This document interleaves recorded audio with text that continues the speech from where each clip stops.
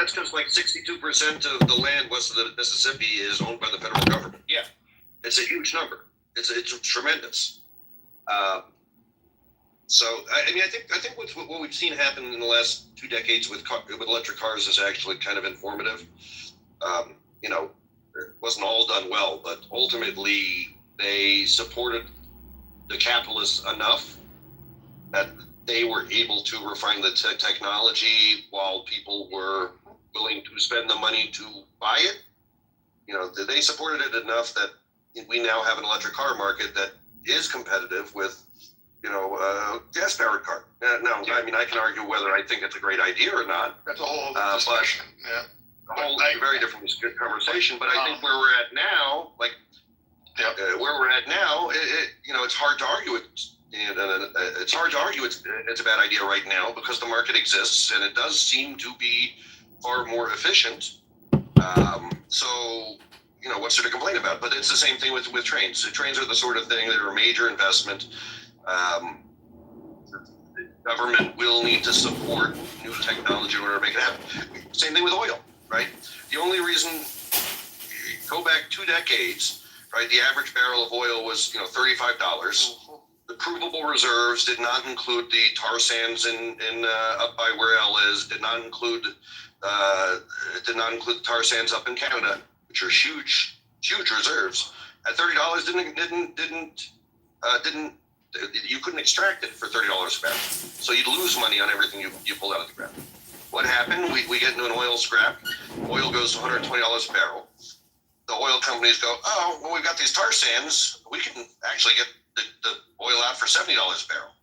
So when the price went high enough, the technology was developed.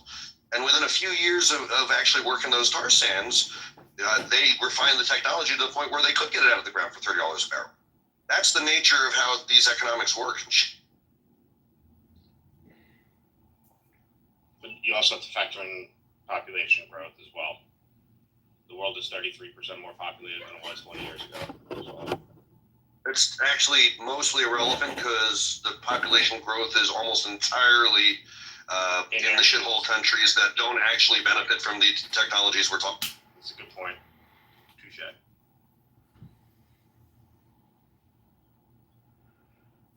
Right? If you look at the OEDC, there's negative population growth. In the last decade, yeah. And I mean... Last 2 or 3 decades. I mean, there's a reason Russia has no additional men for their army. They haven't been born. They outsource. Yeah, apparently now they just bring in free. That's actually I gotta give them. It's pretty smart if you can outsource your military. I've never heard of that happening before in history. Well, except that everything I'm reading is saying they're proving to be a disaster on the ground. On the ground, they don't speak the language. They have shitty equipment. They're not really being supported. Yeah, it's literally happened, Romney. It happened during the Revolutionary War. The British hired the Hessians, so there's always been mercenaries. As long as there's been wars, there's been mercenaries. No, but this is just bodies. They don't care for these bodies. This is literally bodies that they're sending in for slaughter. That they don't care. Yeah, what's really sick? I'm so jaded now, and maybe some people will be with me. It's probably that Kim Jong-un needed a portion of his army to go away because it was somehow challenging his stability. So, he actually sent them and said, "Kill these fuckers off." Could be. I think it's giving them valuable experience. The people who are the most worried about it are South Koreans, because now if they're taught how to operate drones and advanced military weaponry that South Korea hadn't had to worry about for a while, and giving them real active experience. I don't think I don't think he cares if they die or not, but his hope is that a chunk of them come back and is able to train the rest of his army. I mean, future wars are going to be a lot like what Ukraine is right now. It's going to be a lot of fucking drones and missiles. Like, it's not going to be determined by your actual army size. It's going to be determined by your robot army size. 100%. Which is why, if there is a World War III, I don't think America is going to be almost quote unquote immune to it. It might actually hit our shores. Oh no, America will be completely immune to it, unless we're talking about nukes or things like that. Yeah, drones, missiles, weapons, like stuff like that. Because our drones will eat their drones in every case. True. The technology gap is tremendous. The manufacturing gap is tremendous. One of the things Israel does for America actually is it's allowed us to keep refining our technology, and we don't share it with the whole world.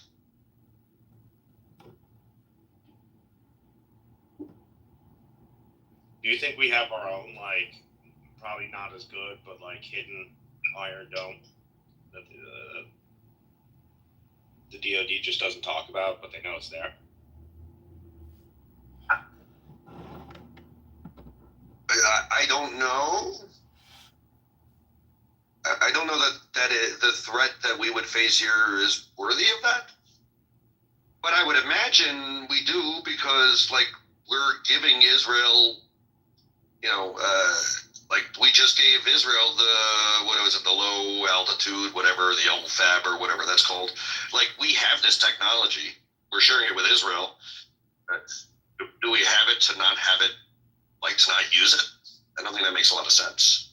But I think most of these are portable, right? So we may have, 10 in the southeast, 10 in the northeast, and if a threat appears, then they will be deployed. I don't know that they're always deployed.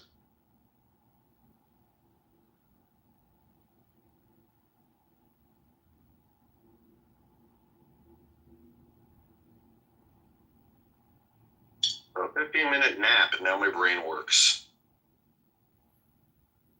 Oh, how's the sickness? I forgot to ask. I feel like my energy level after taking a nap is starting to come up a little bit. Is it better or worse than yesterday?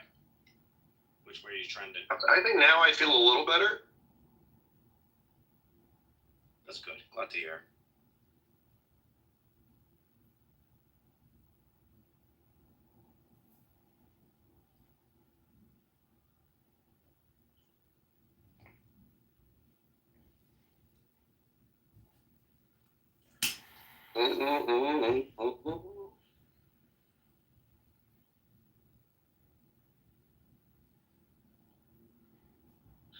Did my 9-hour drive overnight last night just to find out I did leave the heat on. That was a annoying thing. It might be a good day to do a Wi-Fi enabled thermostat, Pat. I came down already. That's the first thing I'm going to do as soon as I get back up there next week. I'd love to stay, but I just gotta go. Jeff, I'll talk to you later. Rise up. Nations map. Are you talking about the Mercator projection? Is that the map you made? The United Nations, and Wesley had made a mention of how all these nations, the United Nations, came together to agree on one thing, and that's under no circumstances is any civilian or regular person or journalist to explore the Antarctica. And the United Nations map is a flat map. These came together. I don't think you're aware of FDR's Four Freedoms or the failed League of Nations or the fact that humanity has only since about the year 1900. The League of Nations is not the world. The League of Nations was some European nations that came together. It had nothing to do with Africa. Had nothing to do. In fact, it was created by Woodrow Wilson. These fucking conspiracy. We don't want to hear that. We just want to have a good time.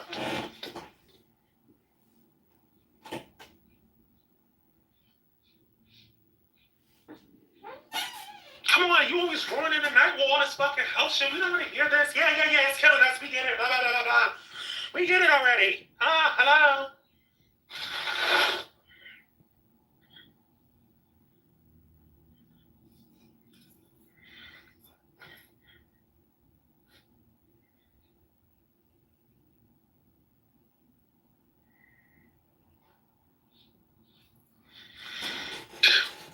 That's what I'm saying. You're wasting your time.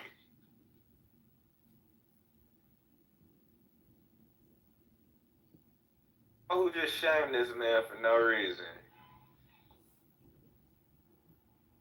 Who shamed him? Nobody shamed him. I'm just saying. Either way, it's still not a good look on humans, period, or just the image of the black.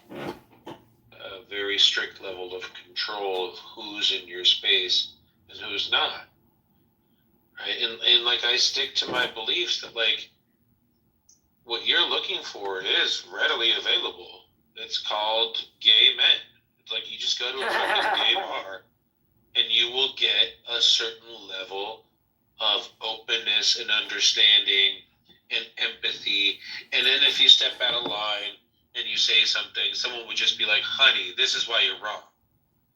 Right? So like that.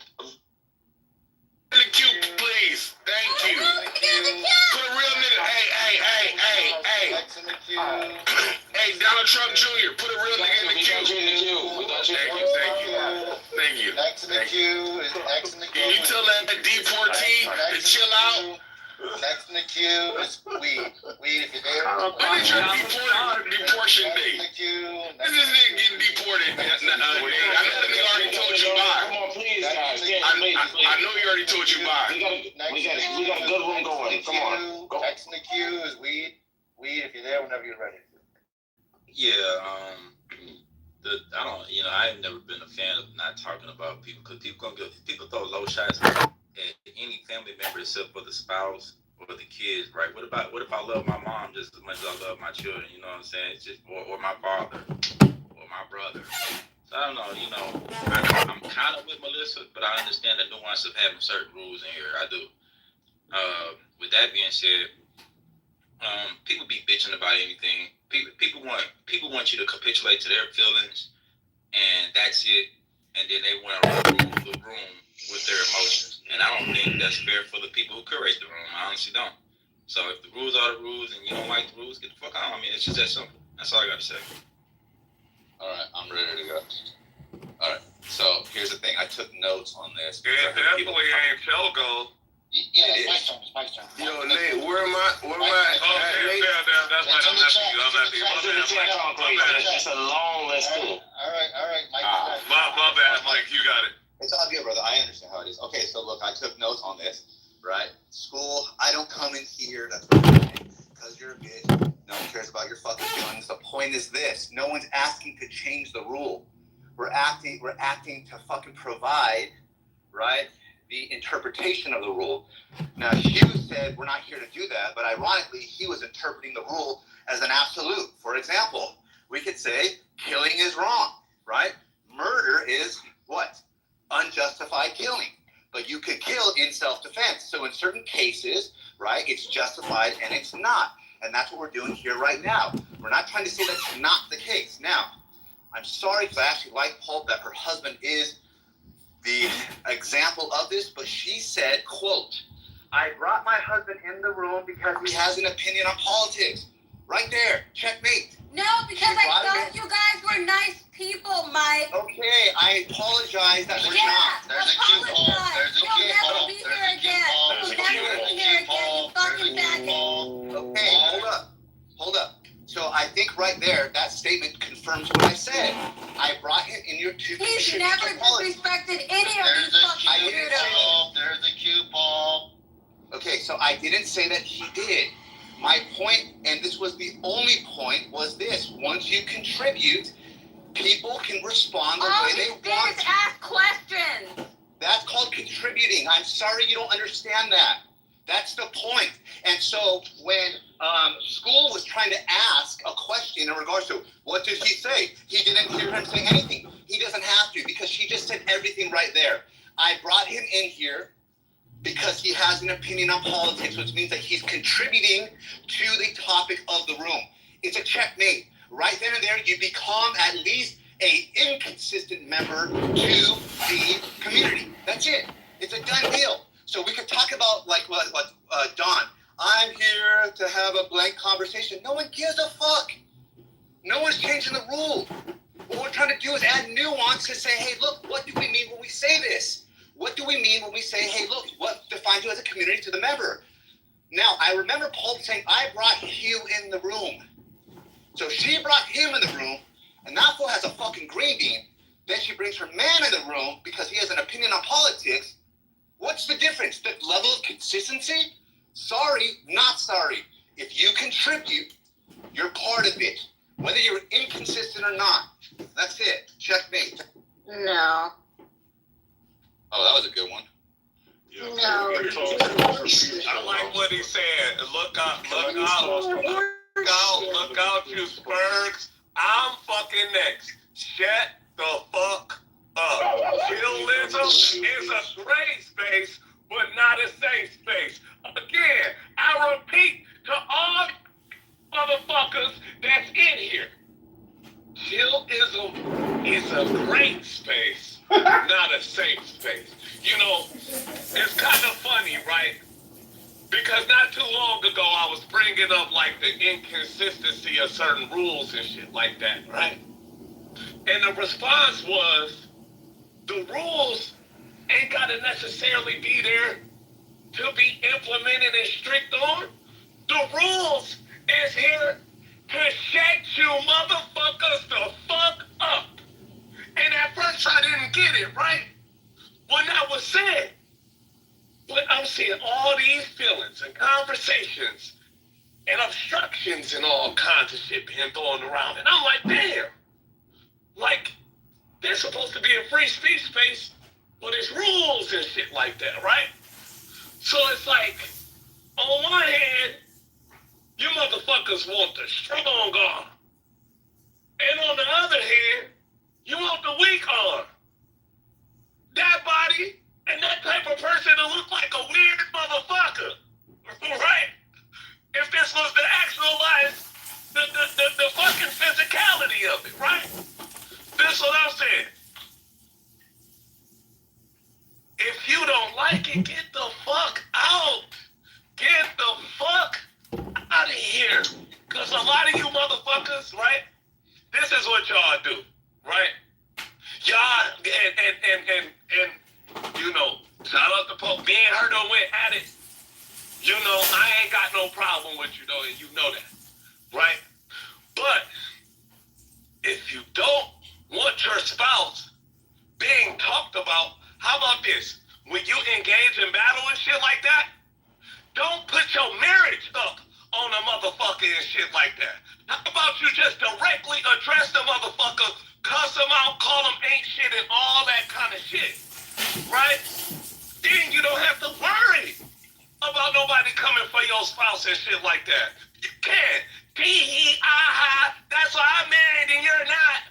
And then be surprised when the motherfucker response is like, oh, your boyfriend is this and that, your husband this and that. It don't work like that. Especially when somebody is in a full-fledged heated battle. Ain't nobody thinking about the motherfucking rules and shit. Not all the time. Now, I will speak on this, though, right? Because this is what the moderators could do better. Be better at being bipartisan and not picking a side and shit like that. Split straight down the middle. Hold on. Stop sucking my dick. Go back on mute. Stop sucking my dick, Kaboom. Go back on mute, right? Go back on mute, right? I know it tastes good, but just damn. Hey, yo. I'm saying, look, hey, look out. What's up with you? You a weird nigga too. All of you niggas is weird. All of y'all. Every single one of y'all, right? Point is this, right? Damn, we're all. Kendall, I don't give a fuck. Look out. Move it back up. Yeah, right. Oh, Let so the you're rule- mad point at at a rule, hold on. you're talking about me? Point of moderation. You feel like her supposed to rule over what's going on right now. That's just Yeah, wasn't the new move down rule was the person that moved them down supposed to move up? So this song is about you. Fuck you, you Right. fat neck ass faggot. Shut the fuck up with your dirty ass. Come on, y'all, chill. And this is why, you know what I'm saying, like a lot of people step away, all that kind of shit. Some of y'all mods jump in the conversation and y'all make it where y'all supposed to be on the neutral ground. You know what I'm saying? Yeah, right is right and wrong is wrong. Fair enough. But when you kind of like join the conversation it's looking like you joined in the battle. I'm not talking about strictly, you know what I'm saying, on some like you shouldn't be saying shit or something like that, or you shouldn't have an opinion, but when you have too much opinion, you're actually joining in the motherfucking fight. And I've seen a couple of y'all join the motherfucking fight. This ain't no Marvel Ultimate Alliance, team up, beat them up and shit like that. You know what I'm saying? Y'all motherfuckers here to make sure the room flow a specific way. Now, as far as the motherfucking rules go, right? And I'm going to just end with this. The rules should be the rules for whatever day that is, because yesterday's price ain't today's price. And however the fuck they decide to enforce that shit, whether it's a lot or it's a little, it's based on how the fuck y'all, just remember, it's based on how the fuck y'all acting at the time. So don't come in here trying to sashay and dance and expect special treatment. Ain't no VIP section in this bitch, and a lot of y'all think it is. Guess what? It ain't. I'm seeing the trailers pull up with trailer hitches, and I'm seeing cans all over the floor with a lot of you ghetto-ass motherfuckers who said that y'all ain't ghetto. Look at yourself and look in the mirror. Thank you.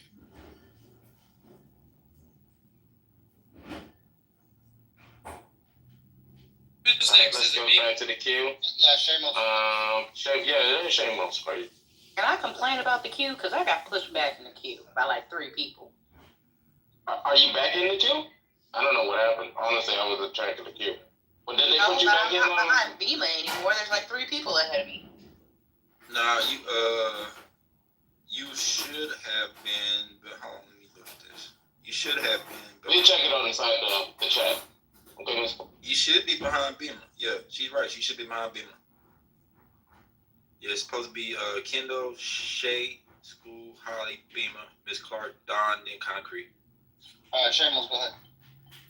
Okay, so I'll just say this. There's 2 points that I wanted to make. I agree with Mike on the point that Polk kind of ended her whole self just a little bit ago when she said she brought him in here to talk about politics. And the whole thing is, if he comes in here and he talks about politics, then his views are under scrutiny, and we allow people to attack and insult people that have views. And we don't say, look, you can't attack him because he's not here. We allow people to talk about people behind their back. That's not a rule.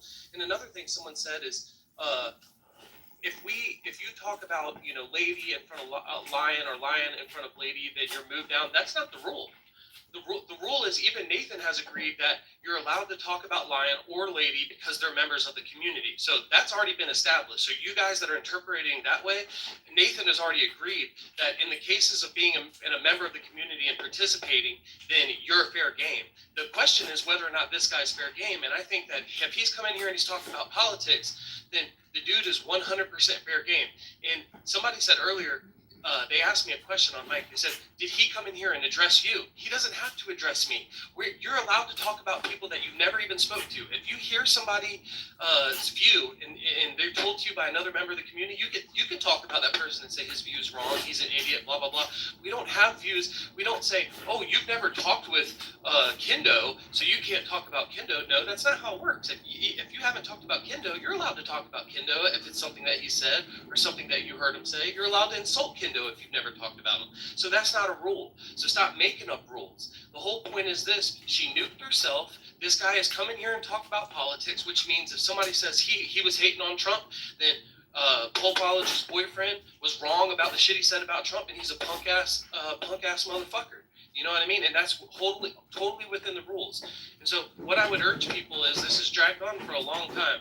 If you have something to say about the rule itself, you should be able to speak. If you were coming up here like Dawn saying, oh, this isn't about crash outs, this isn't about insults, that's not the point. The point is crashing out and insults are not against the rules. Stay on fucking topic. I get it. You don't like crash outs. You don't like people insulting. You don't like derogatory conversation or whatever. None of that's against the rules. So stop bringing it up. It's completely irrelevant to the conversation.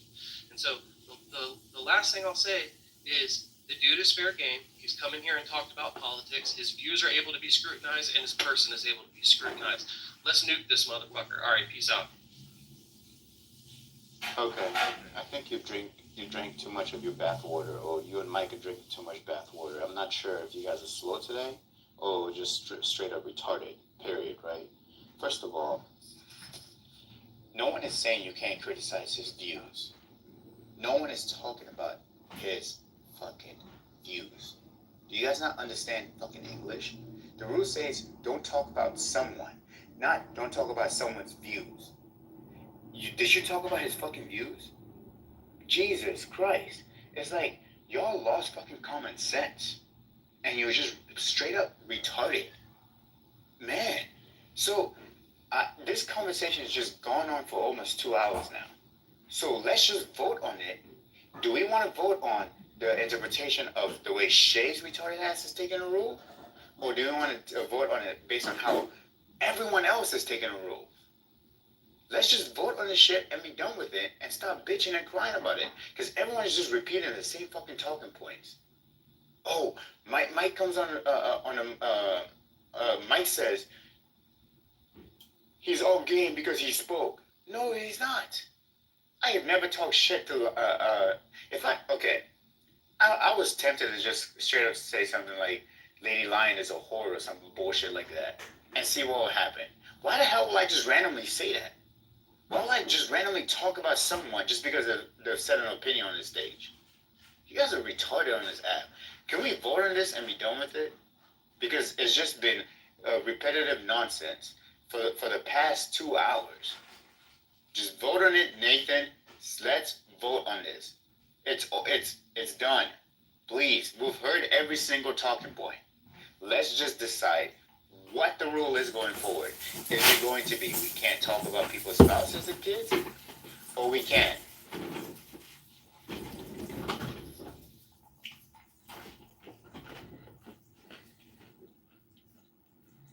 Alright, let's move on in the queue. Holly. Are you there, Holly? Holly? Oh, Holly left. Okay. Holly isn't there. Bina, are you around? Dima, go ahead, Dima. Star, do you want it with me again? Do you want to get packed up again? You dumb slut. No. I'm gonna take your man. Fucking go. And he's gonna eat my pussy. Let me pack her up And then after I'm done fucking my man, I'm gonna cut his daddy off. So I can get into some of that daddy. My turn. You gotta blame Nathan for this shit, man. How do you condone this, Nathan? Condone what? Cooning out? Bro, you gotta sack up and No. You want me to stop? You want me to stop from cooning out? You want me to stop? You need to. Really not. you need to sack up, Nathan. I'm You gonna need to move let it your balls drag, Nathan, and do something about the shit people are doing, Nathan. I think so, bro. You're crying like a bunch of I think you gotta let women be You gotta let your balls drag. You wanna do it as a leader, then act like a leader then, nigga. Fuck. Bima was next. Thank you, I appreciate it. So, the idea, think about it. Why did we come up with a rule to say, don't talk about people's spouses? So, if we're going to assume that the person is not on the app, you don't talk about the spouse just because of the vulnerability around the sensitivity of talking about someone's spouses. This way you don't talk about the spouses, you don't talk about kids.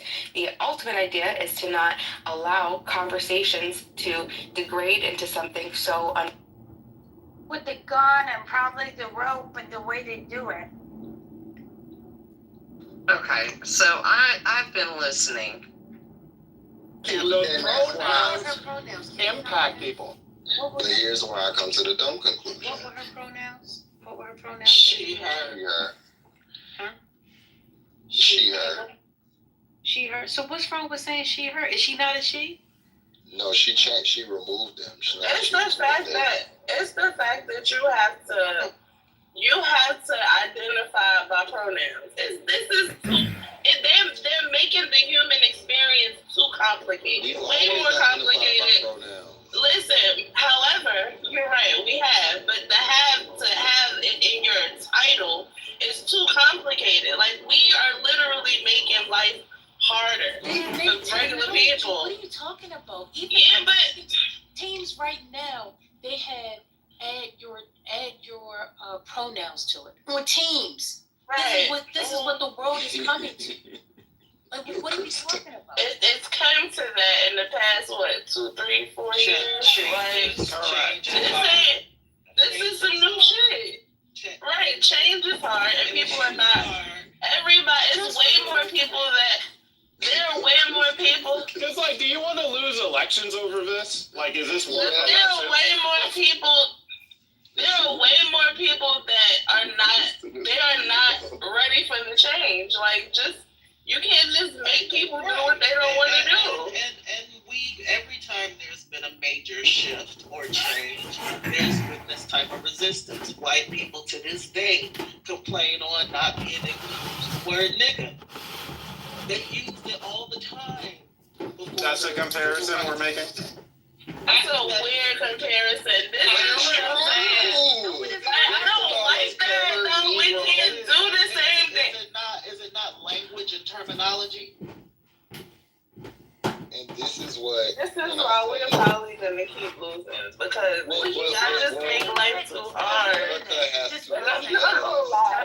It's so interesting that America can adjust to technology, social media, but something that really is not even their business, that takes nothing, like a second out of their day.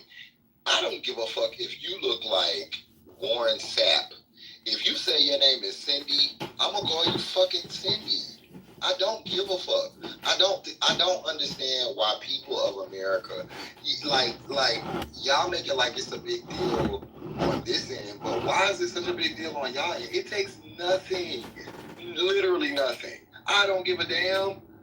People be like, so you gonna be a shoe now? If she wanna be a shoe, what skin off my back is that? Your mama named you Clay, I'm gonna call you It's Clay. no skin off of my back either. Like, I accept. No, and I don't believe what I'm saying. That thought process that you and CEO are talking about is crazy. Because it's not, though. Yes, it is. It's really not crazy. And let me tell you another thing, right? So the fact that I have this thought process makes me crazy. That's the other part, the wokeism.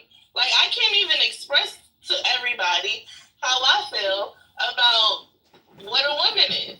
Because somebody's going to get offended. No, but somebody is going to get offended by it. Why is somebody getting offended by what woman is? Like, this is too complicated for the regular, normal person. Offended by someone, she, her pronoun. It's not complicated at all. It's what it is people's resistance. They're just willful and being resistant because again, like we deal with this wokeism before today, right? Before it was I've converted to a different religion. I have a different set of beliefs. I don't eat pork anymore. My name is now this. I now dress this kind of cultural wear, even though I've never been anywhere in this region of the country. Like, again, people are resistant when they have to shift and change, especially when it to other people's respect and comfort. It just is what it is. I mean, we've been doing this. Like, this is just not new. It's just a new group of people, in my opinion. Can y'all name something else that represents 0.7% of people and takes up this much oxygen? Is there another issue? They make it an issue. Like, we haven't made it an issue. The Democratic Party hasn't made this an issue. It's an issue for people on the right who want to exclude these people from every damn facet of public life, in my opinion.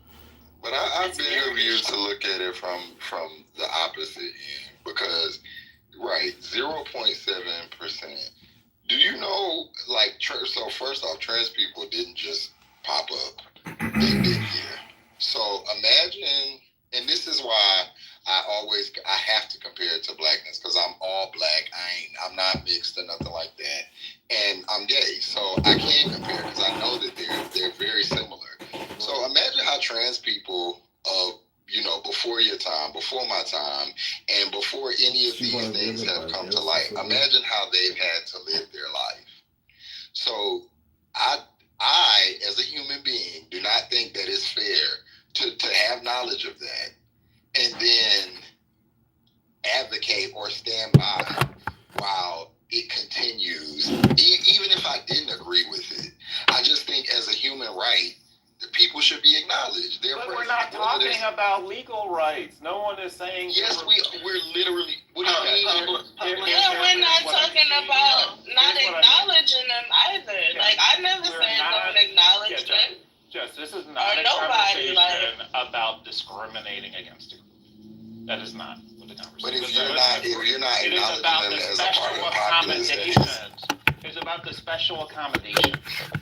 What's the special accommodations? What special accommodations do trans people get? That we changed the entire system of HR. Nothing about pronouns. you. I mean, the entire HR system changed for it. Okay, so 0.7% changed a system of 100-something years. So that is very odd to me. And then number two. Yeah, look, like, I will respect somebody who's made the transition, but I will call them by their first name. I'm not, if you were a guy, now you're a girl, I'm just going to say your first name. Okay. I mean, okay, I don't see why it makes a difference, but okay, that's fine. My thing is that, look, I'm not trans. I don't know what it's like to be trans, but I think if you're human and you know you're not bothering nobody, trans people, like, if we're not talking about murderers, we're talking about trans people. Well, so Megan Fox, basically, when she had her triplets, she said she just felt like her sons were going to be girls, and so she raised them as girls. So, like, that sort of thing really is very strange to people. And then here's another strange thing. When a young kid is questioning their sexual identity, which is, part of life.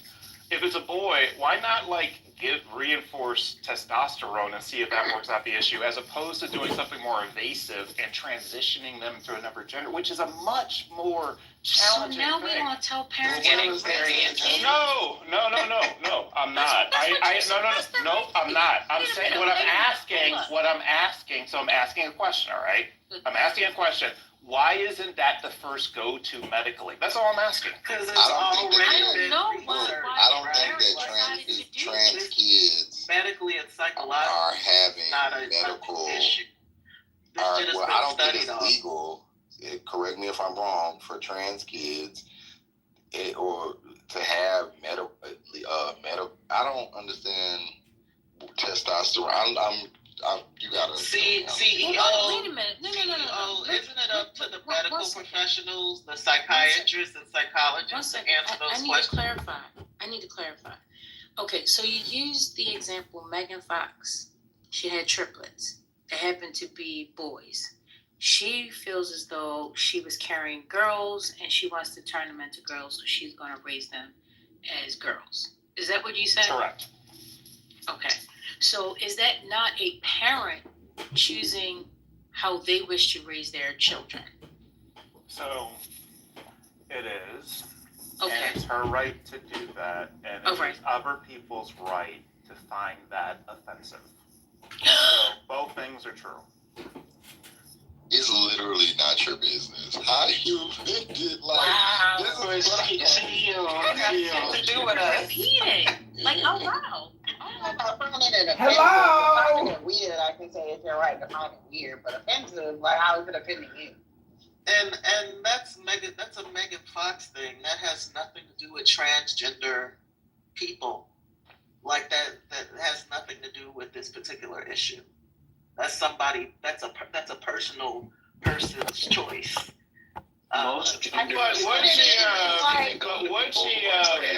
Would she have made the decision 40 years ago?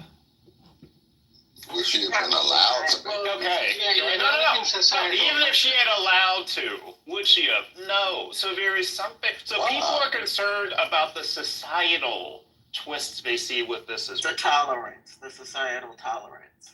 That's just I think I am communicating to you how people think. So, look, if you don't want to hear it, I will shut my tail up. Okay. No. Many of these things I believe myself as well. That's okay. That's fine. Clearly, we can reason with you, correct? Like we can, you don't even have to change your mind. We're just reasoning. Of course. Yeah, I mean, I want to give us. Go ahead, Ryan. Oh no, sorry. I mean, see, I mean, I understand your position. I mean, I have a small anecdotal example, and bear in mind, I grew up in Jamaica, which is, a highly homophobic culture. So my mom had a clothing store at one point, and it was Christmas time. They would have gifts and all sorts of stuff, and like people in the community would come in and buy stuff. So this little boy comes in with his mom and his aunt. And he's probably like, 6, 7 years old at best. And, she's looking around and they're trying to buy him a birthday gift or whatever, or a Christmas gift, whatever it was. And he starts looking at the dolls. He's looking at the dolls. I mean, you could say the kid is effeminate, but I mean, I wouldn't attribute that type of gender to a kid. But I mean, he's looking at the dolls. So, he finds this one and I'm seeing this little kid's eyes glowing. He's looking at this Barbie doll. And I'm like, you want that? And his mom is looking at him like, I can't believe you're embarrassing me like this. And his aunt was like, why is he taking a Barbie? Why doesn't he get a water gun? He's like, get him a water gun. And he's looking there and he's like, he's looking at me and I'm like, dude, I'm not the one paying for it. So he goes, he gets the water gun. And, he leaves, and, everybody's happy and thing. And it's like, it's funny, like, so I'm there sitting, and I see, like, a car pull up about an hour later, and I see the little kid runs out. I was like, you want the Barbie doll, right? He was like, yes. So I gave it to him. So, I mean, I think, when I think about it, I mean, just looking at his excitement and in terms of what he wanted, and it means a young age. So you could make the argument that, okay, maybe they should have reinforced him to get the water gun, and that would be more male and, all of the masculine things associated with that. But when I saw the look on that kid's face, there's no way I could deny that this is what he wanted. So, I mean, that's how I feel the same way about gender. I mean, if they them deciding what his gender is, like the Megan Fox example, I could see an issue with that. But I mean, if at this point, he decides or she decides, this is who I am, and they identify with that, I don't see why you would make society make a decision based on that. And see, you're But I don't have an issue with what you just said, Ryan. For clear, I don't have any issue with what you just said. So, right, but you said something about why isn't it that, we start with testosterone levels and things like that. I mean, so it's like you're for gender affirming care as long as it's the gender that is assigned to the person at their birth. So if they need to give hormones in hopes to psychologically, I don't know, reconfigure this person's sense of self or image of themselves. It can't be the other way around. It can't be to affirm what they feel about themselves, but it has to be to affirm what society. Well, here is how feels my lonely caveman practical brain thinks. That if someone is born a certain gender, then the first thing you would do is try to reinforce that before you went through the process of doing something completely life-altering. Especially because, like a child, children go through a lot, right? And like when in the 80s, we had a lot of girls who were tomboys, and should all of them, the ones who felt like it, should they have transitioned, right? Like, it was a stage. So I'm not saying it's a stage for everybody, but for some people, it's a stage. And so what you end up doing is making this permanent decision over something that could be a temporary phase. All right, let's scratch this Megan Fox story, because that is a parent who chose to do what she wishes to do with her children. I do agree. Hey, parents should, go along with whatever the gender the child was born as, and then if that child should choose something different, then let that be on the child, not the parent changing it just because she wanted daughters. I mean, but at the end of the day, who am I to tell her what to do with her children? That's my point. At the end of the day. So So see, the way you think is, or the way what you're saying is the way I feel like a lot of people think. And the issue, I feel like I feel like this issue extends to women, biological women, trans women, is we as men don't know. We're not in their shoes, and we shouldn't have so much of a say-so on laws and issues pertaining to women or trans women, because all of this stuff you're saying could all be true. It could all not be true. We have no idea what the mind of a trans person, how it develops. We can only speak for cisgender men, and you know, so we're just like fishing, like just saying, you know, what we, you know, what just think, but we don't know. So I just refer to the science versus what I would think, or, you know, something like that, because what you would think would not apply to them, because you are a heterosexual cis man. So do you understand how that just doesn't, like, and I think we have to stop doing that when it comes to like other type of people, whether it's women, any other group of people. We can't make decisions for them because we don't know what it's like to be them. So the interesting thing is that I could accept what you say 100%, but ultimately it's not going to change how I process it, and it doesn't change how a lot of people process it, and then how it influences how they see the world, right? So people can agree with the legal element and all those things you just said, but it ultimately doesn't change how they think about it by themselves when nobody's around, or if they're just with their circle of friends. Well, then people should get educated. That's what people, instead of creating narratives and talking amongst themselves and gossiping, like we as males often do about trans people, which is so ironic. We should get educated. If we're so concerned, which I don't think that's really what it is. I think some people are grossed out, some people are whatever. Just get educated. If you want to know and not, you know, go read about it. I did.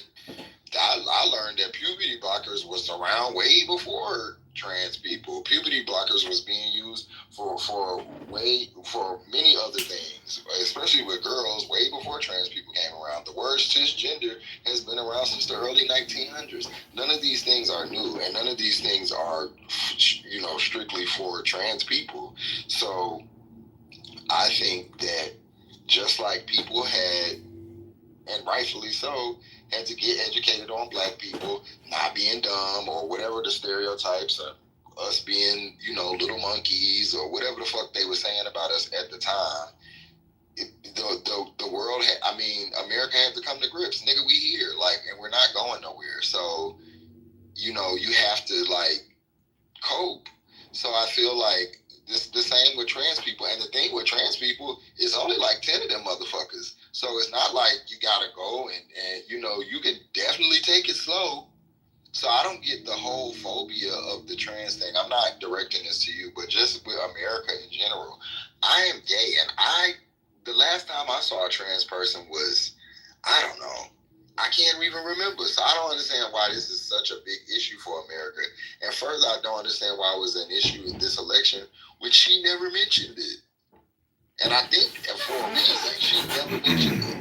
And it's all of a sudden something that, you know, niggas voted on. But she never mentioned it, but she... Well, they used the commercial. Defended herself. Yeah, they just used a commercial against her. That's all that happened. And it was a very powerful. And a lot of X tweets and retweets. Wait, you said that shit. But they didn't combat it at all. That commercial was not powerful. That was a bunch of bullshit. And the fact is, it didn't matter if she put the commercial out. They still was going to vote the way they were. Y'all going down all this rabbit hole of all this other bullshit of why they voted for him and not her. It's a fucking double standard. They were always going to vote for him. Why don't we get it through our skulls? It don't matter what was said, what was done, who did what. All this, it's just a bunch. We just talking. I'm keeping it real. We just fucking talking. They was always gonna vote for him. They are a bunch of fucking assholes. Straight up, those people are assholes because they voted for a person that's gonna be against their interests, and they knew it. They didn't give a fuck.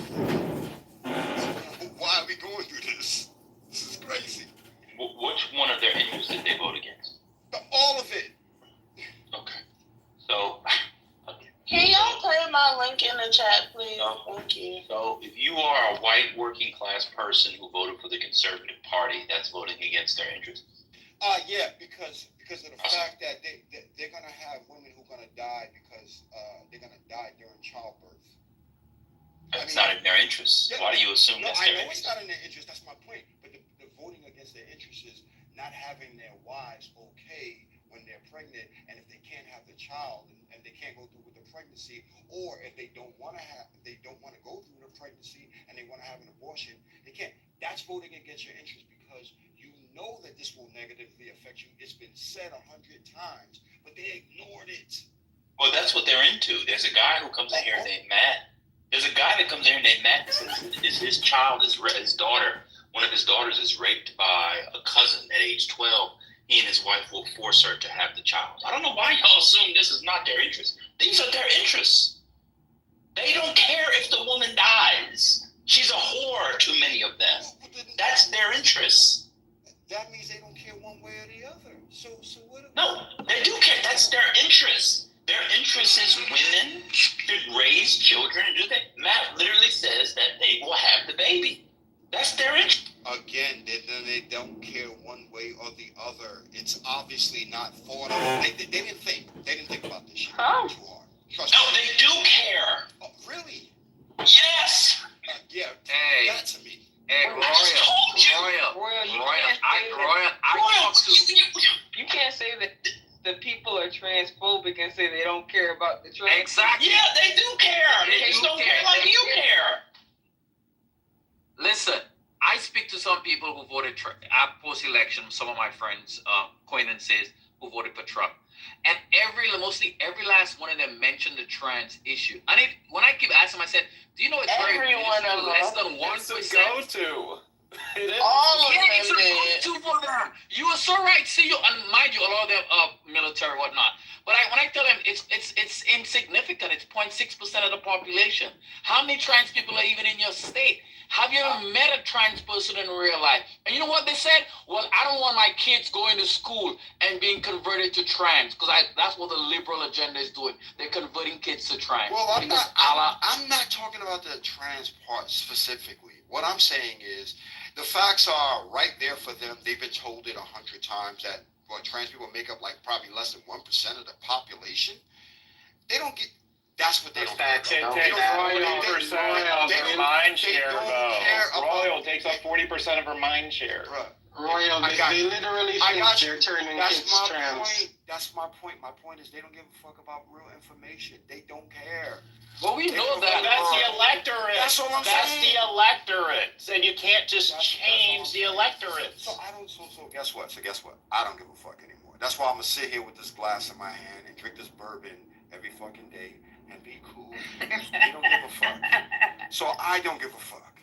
You want that type of entertainment, go? Yes. Yes, because what we should stop saying. Yes, because what we should stop saying is this is something that Democrats and liberals should stop saying. They're voting against their interests. Their interests are always to not be the nigger, and now it's to not be the nigger and the queer, let alone having a nigger queer. That is their interest.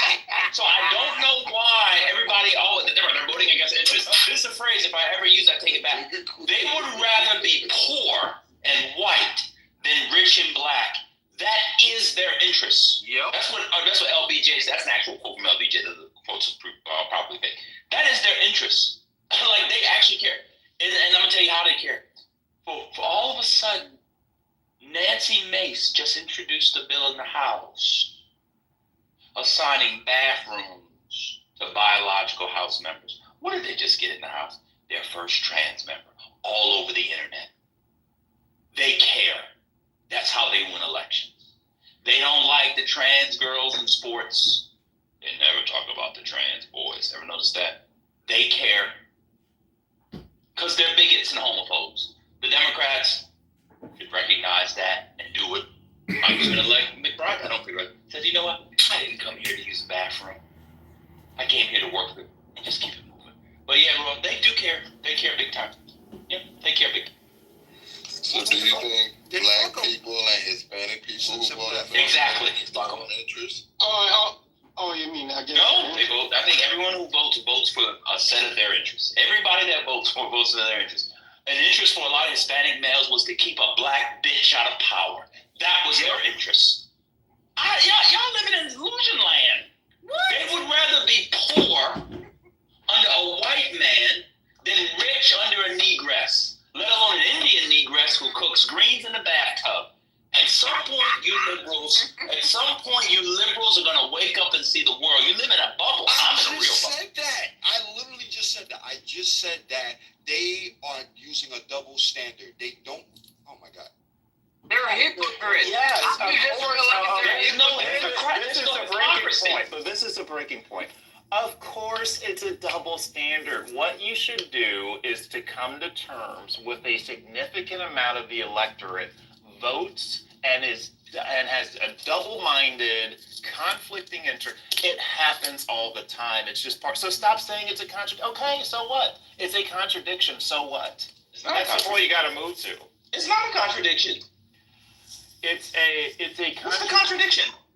The contradiction is that you got economic interest and you're voting on something that is that doesn't matter as much as your economic. They don't believe it's better economically. But no, it's not even that. It's not a contradiction. They believe it matters more. That's what Goat just said. Like, they prioritize. It's not a contradiction. It does matter. Yeah, Maybe agree. It matters. Agree. They prioritize. So again, the solution is the Democrats, when they run again, they should build a underground for trans and just tell them we'll support you once we get in office. But right now we have to turn our backs on you. Is that the idea? No, you can do exactly what Andy Bashir has done.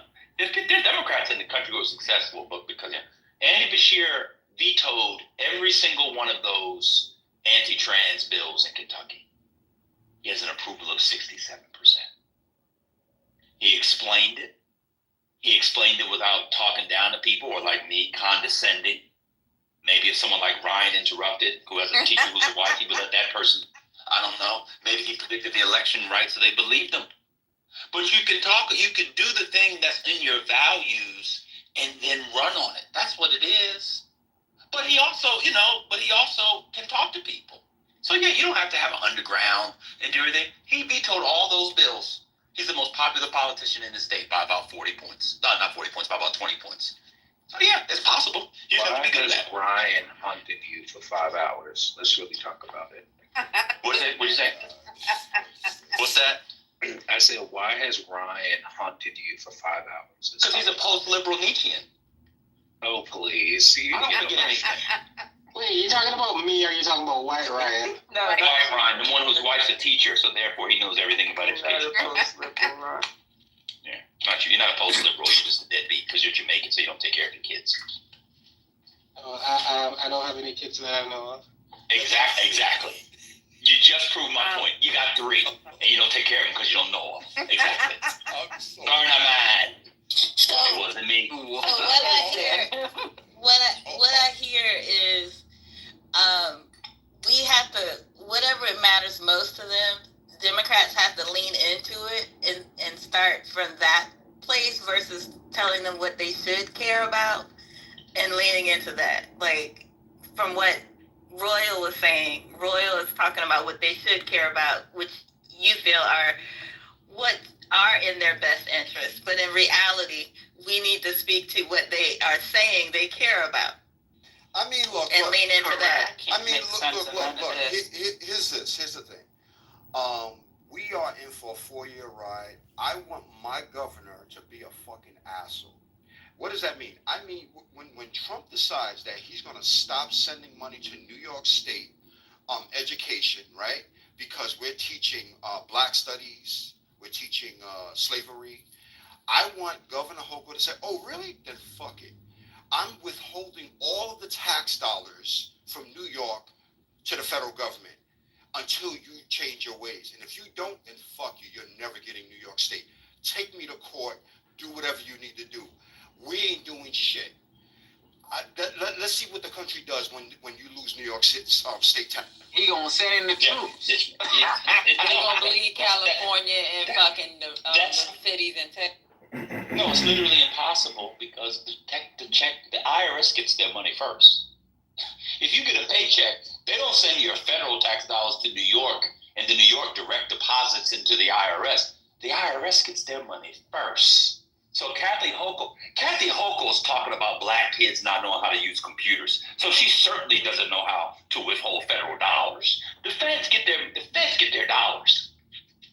They're getting their dollars. The idea that you can hold Fed dollars now. Look, this is not serious. This is not serious stuff. We got a Kathy whole Hochul. state. What? We got a whole state filled with government workers. What are you talking about? What do you mean? What am I talking about? The money that goes to the IRS goes directly to the IRS. Kathy Hochul cannot withhold money from my check if I work in New York. Your check, your FICA, payroll taxes, income tax, they go directly to the IRS. Me, I work in a private institution. I'm talking about. Oh my God. What do you mean? Never mind. In the government, it goes directly to the IRS. It doesn't go to New York. She's the executive. All right, well, you got it. Okay, yes, I do. Yeah, So yeah. basically, You think that the states withhold tax dollars from the IRS? In what world? So good. It actually doesn't really go straight from your check to the IRS. Where does it go in It goes into a holding account for your specific employer, and they in turn distribute it in mass through a batch file process to the IRS. Right. Does it? So was the states in the middle of that, ML? No, the state is not in the middle of that. Of course not. But the were state to government have- the state government Let's play the idea. Let's play the idea. And if the corporations were going to try to hold those taxes and not pay the IRS, do you know what would happen to the corporations, Royal? Yeah, but I'm not talking about corporations. I'm talking about the state of They're New the York. ones who have the taxes. State of They New have the York. holdings, Bro, and then they send it to the federal government. That's how it works. We have a whole state filled with What workers. tax are they withholding? Just name it. Which tax are they withholding? I just said it. Which I one? literally just said. FICA, local, Oh my God. sales tax. Which one? What are they withholding? Name the tax. They're withholding federal taxes. If you are a state employee. FICA. What federal tax? I guess just say FICA or federal income taxes. Either one. Just choose one. Okay, federal income taxes. So what, CEO? What is your point? So, and you're saying they're holding it from what the employees are getting? Like, play this out. I mean, do you understand the chain of custody? Do you understand the chain of custody? This does not matter. Am I not explaining this correctly? Maybe I'm just not explaining it correctly. She's the governor of the state of New York, right? She could literally say, okay, employees of state of New York, we're talking about state employees, not talking about me who works in a private institution.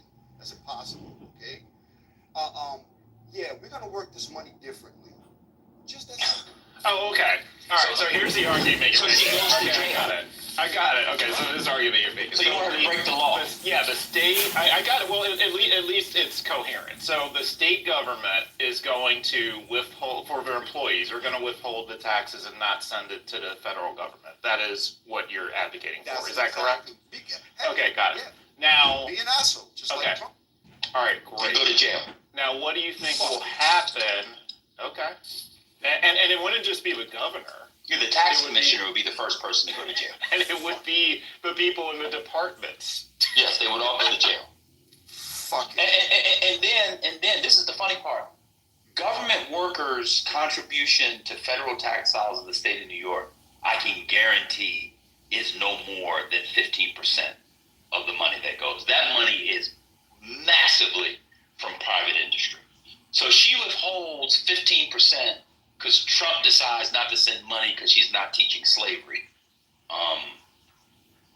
New York would actually end up worse off because the money they get from the feds, back from the feds, is probably more than the state employees are sending. Most of the money coming from New York is from private employers. But Royal wants the tax commissioner and the employees and Kathy Hochul to go to prison. So they go to prison, the money gets released, and they're still not teaching slavery. Are they going to tell all the employees But Royal, before you even do that, you have to set up a mechanism to put that in place. I got you. I got that. Here's the thing. If they pull the money in the first place, we won't be getting anything. So what is your... All right, cool. So I ran this. Royal, it is at least an interesting exercise. So thank you for being here. Royal.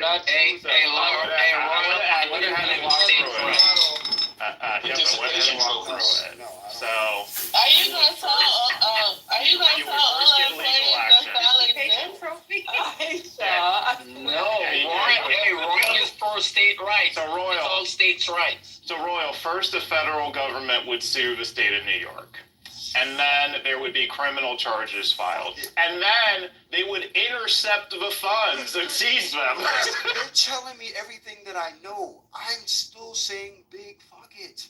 Again, if they stop sending the money to the state of New York, right? Because they don't like what we're teaching, fuck it. You're acting like I'm just saying this like, oh yeah, just do it. No, do it as a reaction to what they're doing. That's what I'm saying.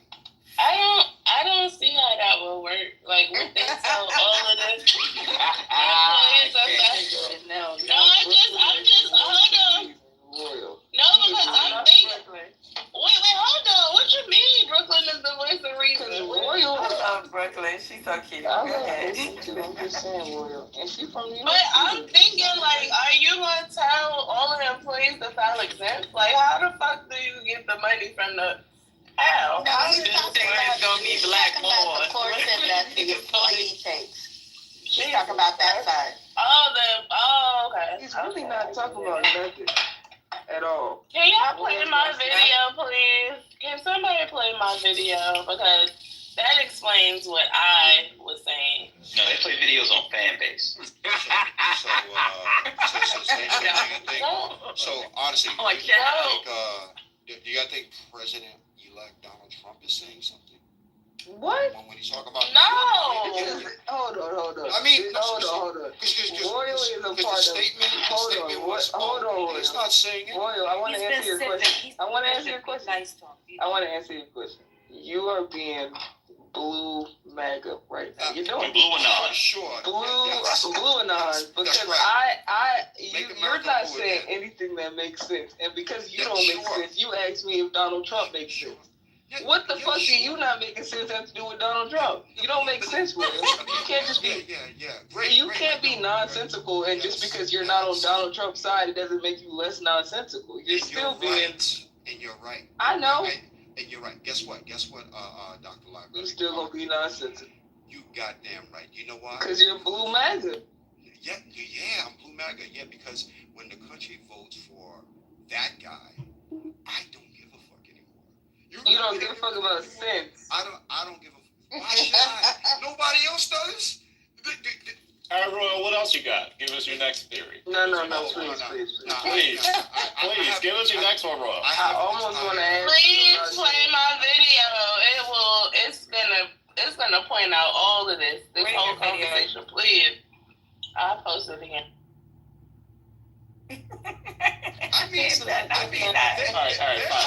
They're acting as if this country currently is acting within reason. Come on, stop it. It's not.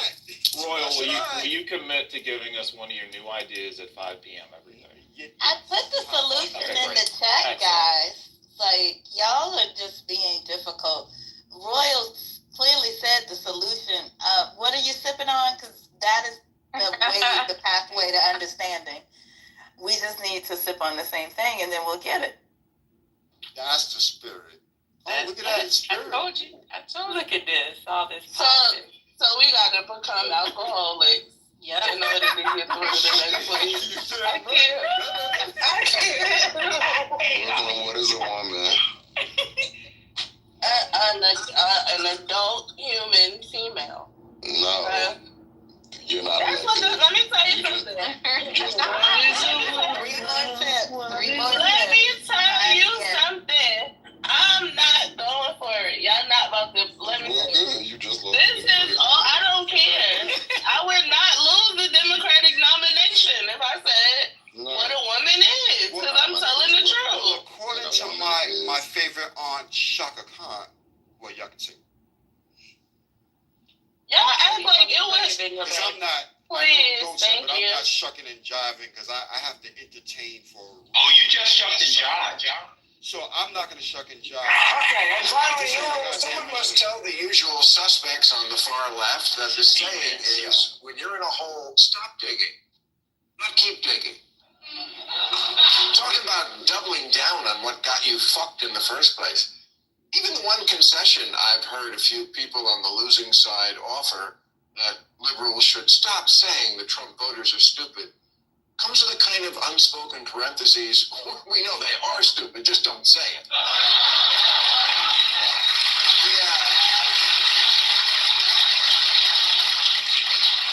Yeah, I got bad news for you. They don't have a monopoly on stupid. You wear Queers for Palestine t-shirts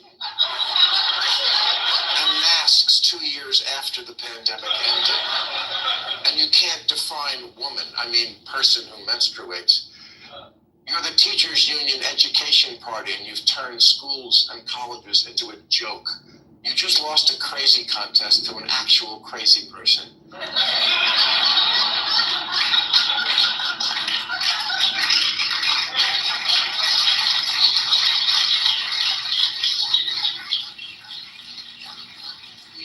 You love to speak truth to power, and we always should, but you have completely lost the ability to speak truth to bullshit.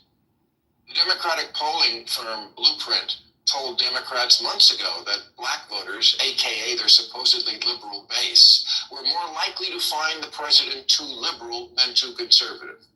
They also found that voters didn't just want Harris to distance herself from Biden, they wanted her to distance herself from what they believe the entire Democratic Party has become, a Portlandia sketch.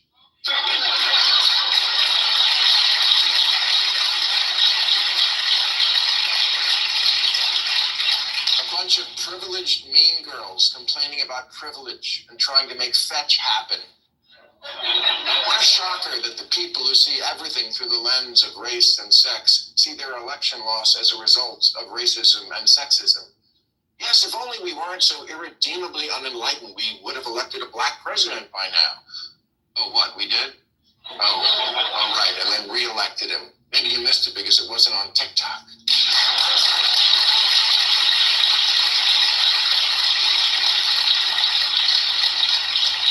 And sexism? Hillary got 3 million more votes than Trump, which in a normal country would be called a victory.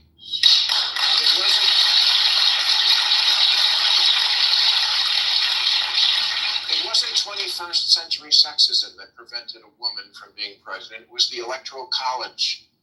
Democrats run for office as if the voters don't live here, as if they don't go to the grocery store and Starbucks and the office, but they do. They live here, and they actually see women and people of color, and it doesn't look like some patriarchal racist nightmare. Do problems remain pertaining to racism and sexism? Of course. But a poll last year asked, if America is the greatest country in the world, more blacks and Hispanic Americans agreed with that than the white progressives. It asked if racism is built into our society. White progressives agreed with that at higher levels than black and Hispanic people. It asked if government should increase border security. Same result. Hispanic Americans are less okay with illegal immigration than whitey. The votes are in. They don't want your pity. And black people can't afford to indulge rich white people's need to endlessly flagellate themselves. They just want prices to go down and good jobs and the police when you call them. Black people, they're just like us.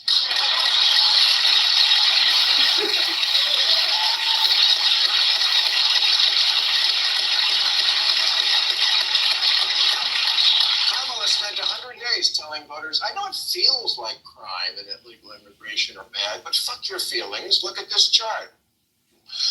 Yes, there's a lot to talk already about the new regime, but maybe take 1 week to ask what you did wrong. The basis for Democratic campaigns has become, we're the smart people. That we know from the get-go. No need to look into that. We know that a priori, which is a Latin phrase the red hat people wouldn't have a clue about. But they don't need to. Have you seen my "In this house we believe" lawn sign? See, it says right on it, we believe in science. Right, which is why you demanded no one even debate whether COVID could have escaped from the one lab in the one city where they were studying it. How far-fetched. The New York Times called it racist. Democrats have become like a royal family that, because of so much incest, has unfortunately had children who are retarded.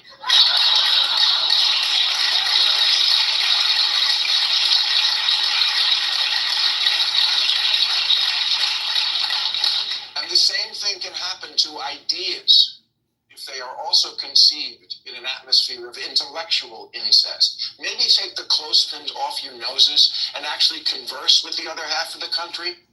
Stop screaming at people to get with the program and instead make a program worth getting with.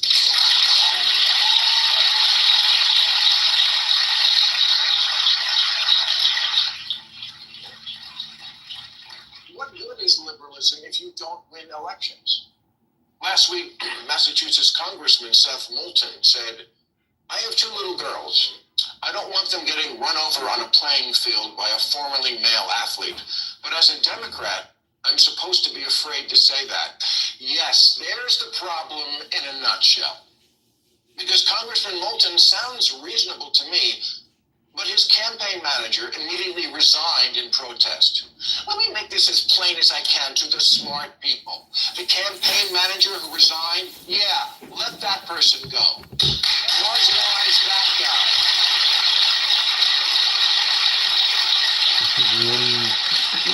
Try making too woke be a cancelable offense. It's important for America to have a center-left party, and for that party to be competitive. And a good first step toward that goal would be to make the voters not want to punch you in the face.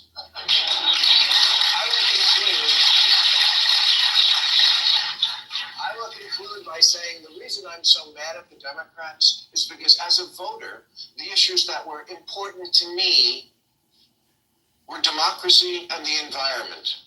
And now, there's no one to champion or defend either of them because you, with your aggressively anti-common sense agenda and shitty exclusionary attitude, blew it. You lost everything. House, Senate, White House, Supreme Court, and left us completely unprotected and ready to be violated. Happy Thanksgiving, everybody! So, Brooklyn, what did you want us to hear from the racist Bill Maher? They try to remove it. What did you want us to hear there? I wanted you to hear how this conversation that you guys have been having all day is a reflection of what he just said. Racist or not, it's true. A lot of the things that it's exactly the conversation that we've been having all day in here. And it's actually a lot of the things that you said, Goat. You know, I talk about it among black people. So I'm not a white guy. I'm not a white guy talking about white. All right. But that's no, it's not all right. Because I actually recognize that the woman was a black woman and there are deficits against black people and women. And I've never said because Obama won, she should have won. Right? That's not what I said. I said there was a cap on her because she's a black woman. That's the first thing. Secondly, the whole about Whitey, I never said that. But keep going. What else did you want us to hear from a guy who's aggressively homophobic? So let's reverse it. What are 3 things you agree with him on? Don't act like you just disagree with everything he said. Well, I also agree with Donald Trump inhaling and exhaling. Well, no, but there are at least 3 things he said that you have said. Of course there are, because some of it is common sense stuff, but it was an 8-minute screed by a racist white guy. But what you're Hold doing on a is second. taking an angle as well. Hold on a second. Dismiss everything he said. Hold on a second. Dismiss it all. Hold on a second. The credibility of the speaker matters. So when a segregationist said we should fund federal highways, I agreed with that, but you can't align me with Strom Thurmond. I'm not an idiot. So you're not going to have, what are the 3 things you agree with? Like the other day there were 7 people. You just arbitrarily come up with magic numbers from the Bible. 3, the Trinity, 7, the Muses, 9, come on, I'm not an idiot. Of course he said some things that were true, but we didn't need to hear that from a racist, an open homophobe and bigot. Bill Maher, the guy that goes around calling people niggers, an old white dude, and you say, I should, what are 3 things I agree? Here's 3 things I agree with. Happy Thanksgiving. I got Happy Thanksgiving. Good night. And I'm on HBO. Those are the 3 things I agree with. All right, and you find Lyndon B. Johnson to be credible despite his racism, correct? Lyndon B. Johnson to be credible? I'm recording Cloud House. Lyndon B. Johnson probably gave the best illustration. Credible? What do you mean credible? I find segregationists to be credible. All right. They were credible in their segregationism. Do you dismiss what Lyndon B. Johnson says because of his racism? Do I dismiss what he says? About what? The same way you're dismissing Bill Maher right now because Lyndon B. Johnson was born in 1890. Lyndon B. Johnson signed the Civil Rights Act, the Voting Rights Act. What is Bill Maher sign? Oh, he got head from a black lady. Yeah. Why do you compare Bill Maher to Lyndon B. Johnson? No, What is wrong with you? it's psychotic. Ngozi Gagosian lives in Boston. What did Bill Maher sign for black people? He signed the Voting Rights Act, the Fair Housing Talking Act, shit about Bill and Maher. the Civil Rights Act. What did Bill Maher sign besides his signature on Superhead's face? Pause. Why would you compare a president to a comic who's not funny, and because a bunch of 18-year-olds don't want to bring him to campus, he says, because they're woke. He's not funny. Nobody in here laughed one time. Who's that? What does Bill Maher have to do with Lyndon No. B. Johnson? Gagosian, Thugger Biden.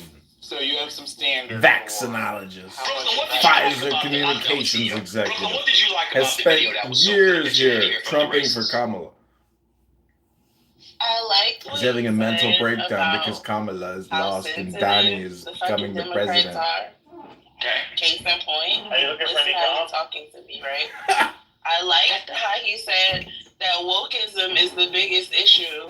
You say What is anything, wokeism. You say What is it? anything that the left doesn't like, and they want to cancel you. They want to fucking dox you and harass you. The name of this and room fucking is treat you like MAGA, you're the worst, Risks like to you're National fucking Security. terrorist or some shit. Yes. 5.5 thousand comments. So the Dixie Chicks, they were canceled. And by right leftist now wokeism. there's how many people in this room? It doesn't even say anymore. Dixie Chicks. Who is that? Because they were the original Not that people many, it's who were like- canceled from their response to George W. I don't Bush. know. They didn't. Or you only They know didn't about tell it me now why. because you're online and not too high to remember. Said it was like Yeah, I don't even know spam who and the fuck deceptive the practices Dixie and Chicks are. scams. I'm like, So what? wokeism is not something that's just on the left. If I don't know about them, Okay, so let me give you some. I'll give you some other ones. I'll give you some other ones. I think it has to do with pizzazz. First of all, what do you have to do? My point is, No. First of all, Yeah, okay? backwards that Let's be spells very clear. VAX. shut the fuck up. Now I'm done speaking. I'm done the conversation with Brooklyn. I'll never talk to her again. She's another idiot. Cause see, you go too goddamn far, and you think that just because you have the mic.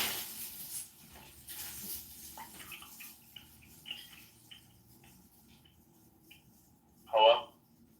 Oh, fucking crying. And I'm not moving her down either. That's this. I'm actually Fuck not you moving too. her down. Yeah, I don't care. Fuck you too. You don't have to move me down. I'll move I didn't myself. move you down. Fuck you and whoever did it too. How about that? Don't do that, y'all. Brooklyn is a part of the family. We can have disagreements. Okay? So she needed Bill Maher to make a point that she could have made. until she interrupted the space of conversation 5 times. She jumped in to play a Bill Maher thing that wasn't funny. And I asked her specifically, I said wokeism. So she didn't know who the Dixie Chicks was. Cool.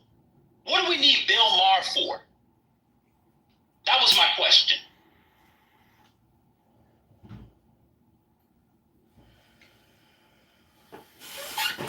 That's how MAGA starts right there. That's the beginning. I don't care how MAGA starts. That's also how it ends. Omar, it doesn't matter because on MAGA you can cancel people, you can insult and dox people, and it's all good. Right? They do that on the other side, which is what I was trying to get, which was why I brought up the Dixie Chicks. But of course, she's talking about wokeism, and if I give her examples on the other side, she doesn't know them. So in her mind, it's only on one side. Because according to her, wokeism was on the left. That's where they dox. As if right-wingers don't dox. As if right-wingers don't cancel. Yeah. They're about to cancel thousands of federal employees for disagreeing with their ideology. I don't think it gets as much play, though. Of course it doesn't, because people like Brooklyn aren't interested, and they listen to people like Bill Maher, and you conflate people like Bill Maher with motherfucking Lyndon Baines Johnson, a B-tier comedian. That's why it doesn't get any play. Do you think? Yeah, I'm not gonna lie. You cannot bring Bill Maher into conversations because he's an asshole. He's the dude that Will Smith should have slapped. Let's just keep it real. He gets all the fucking smoke. Never, ever use Bill Maher for anything. That dude should have been canceled. Like, hold on, Royal. Eric says I'm trending really closely to abusing a woman. How about this, Eric? Fuck you, Eric Pone. You're not a woman. I'm verbally abusing you. Fuck off. How's that sound? Fuck you. This is funny to me. It's funny to me too. If a bunch of motherfucking Brits, he's getting treading really closely to verbally abusing a woman. Verbally abuse my left nut, which hangs lower than my right. Pause. Gross.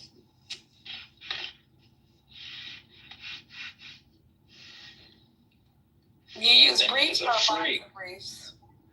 What did I return to? That's what Bill Maher needs to talk about. How the Democrats are a bunch of pussies like Eric Pone. And that's coming from a bitch ass nigga like me. You're pussy. That's what the problem with the Democrats is. Oh my God, it's the wokeism. I mean, they want to give civil rights to so and so. No, you pussy. You a bitch. That's what Democrats are. We're bitches. MAGA ain't bitch. MAGA ain't bitch. That's why the watermelon people won't protest over there. They'll come over here. You have a little line. So the Democrats, we are pussy. The watermelon. Bitch. What are you so Bitch ass niggas. The Palestinian. Hey, go. Bitch ass nigga. The watermelon people will interrupt her speech. They haven't interrupted Donald Trump one time. Democrats are bitches. Pussies. That's what we are. Oh my God, he's getting so close to verbally abusing a woman. How do you know she's a woman? Do you know her gender? Don't misgender. You a bitch, Eric, just like I am. And what? Eric Pone, not Eric R. I don't know if Eric R. is a bitch now. Democrats are pussy. It's politics. Go ahead, do your thing. God bless you all. Hey, go, man. Y'all, the Democrats left a lot of the warrior class. And the men that left. Of course they did. You always trying to creep your fat ass in, bitch. No. I'm not crashing out. I just told you I'm going to cook you. I told you shut up. I'm gonna take your advice. You're not a warrior. Like you can't beat dust off a pair of boots. You're not a warrior. A lot of y'all niggas think y'all warriors, and y'all think y'all voted for something that y'all wish to be. So vote aspirationally, but you're not a warrior, Omar. You can't fight your way out of a wet paper bag, sis. Wow, what is going on? What's going on in here, man? Omar, you gonna take that? Hey, man, I'm staying on mute. It must be true.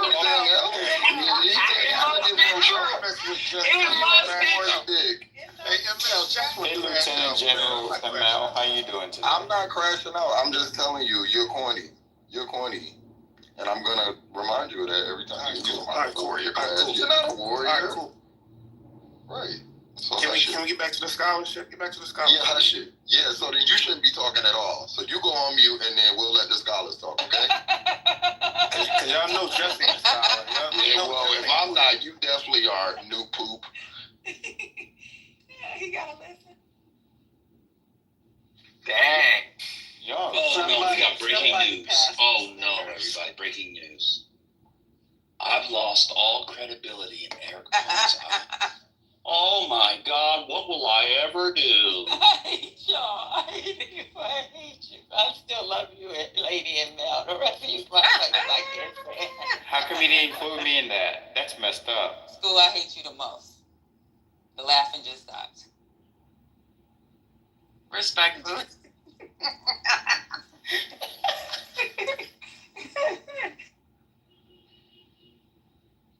We gotta toughen up, you guys. You know, it's not that bad. That Bill Maher shit was not Brooklyn. I don't know. You know, I love you dearly, but I don't know. You smoked. Hopefully you did that. What's in the New York thing? What's happening in New York right now?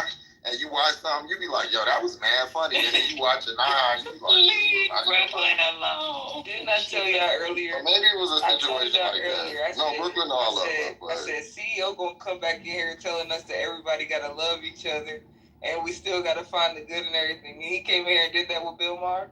That's what happened when I left. I couldn't listen to the clip. Oh no, I'm not that much on Bill Maher. And good job on the LBJ smoke. Good job.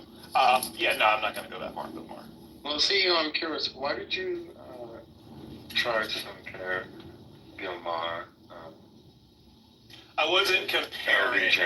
I wasn't comparing. Because he only hates extremes. I was trying to understand Goat's thought process because, like, obviously he takes credibility from people that he thinks is racist. So Wait, he gave his thought response. process? That's everybody's thought process. What the fuck? Royal. No, we're talking. He's responding to. I got you. Yeah, I know, but I'm talking. But I can't stand Bill Maher. Let me Real finish, passionate. because I've been quiet for the last hour, and I'm talking, so please don't interrupt me. CEO, you were comparing LBJ with Bill Maher when you asked Goat the question that you asked him. That's how comparison that works. wasn't my. You were making one. Oh, that wasn't my intention. Hey Siri. Hey Siri. What's the weather in New York? It needs to rain. No. It's raining tomorrow. Blazing hip hop and R&B.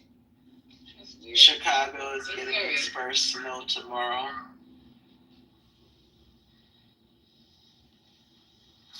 First snow. Oof.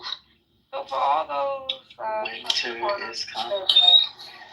Somebody had on booty shorts today out here. The Kamala and Biden weren't focused on working families. They did. She ain't have no butt either. What do you have to say about the federal court striking down Biden's plan for overtime expansion? Any thoughts? And by the way, come on, federal lady. court in Texas. Lady, you know when Trump said he's gonna not tax overtime pay, they're gonna do the okie doke and take overtime away. And it was a judge appointed by Trump. That's the okie doke, right? Bullshit. Hey, Hurricane, what circuit court is in Texas? There isn't a circuit court in Texas, but I believe the federal courts in Texas are under the Fifth Circuit, which is in Louisiana, I believe. Yeah, the judge was Sean D. Jordan.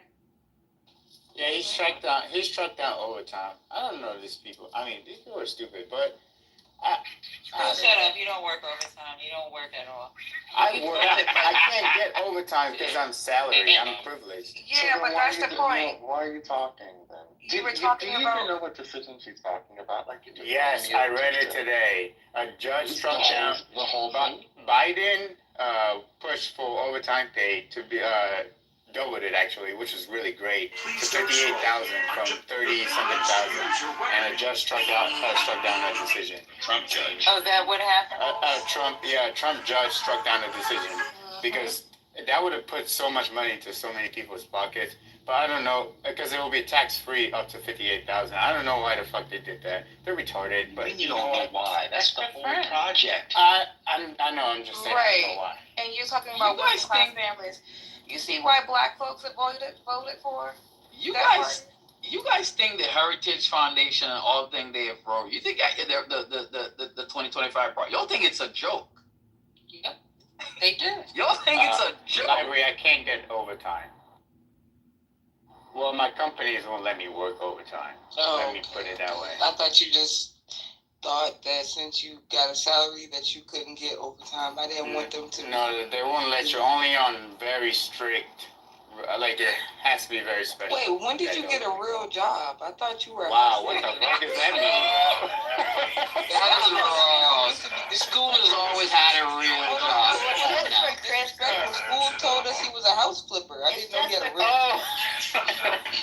No, I did it on the side. Oh, I thought that was like your whole job, and like you lived off like your wife got the property. Wow, I hate you. And then you flipped them, and that was what you. No. My wife's a pharmacist, and I am a cybersecurity. I'm a security engineer. Oh yeah, because you have your MBA, and that's why I said MBAs aren't real degrees, and people told me. School, you got an MBA? Yeah. I was an MBA, not a real degree, and MBA school has an MBA.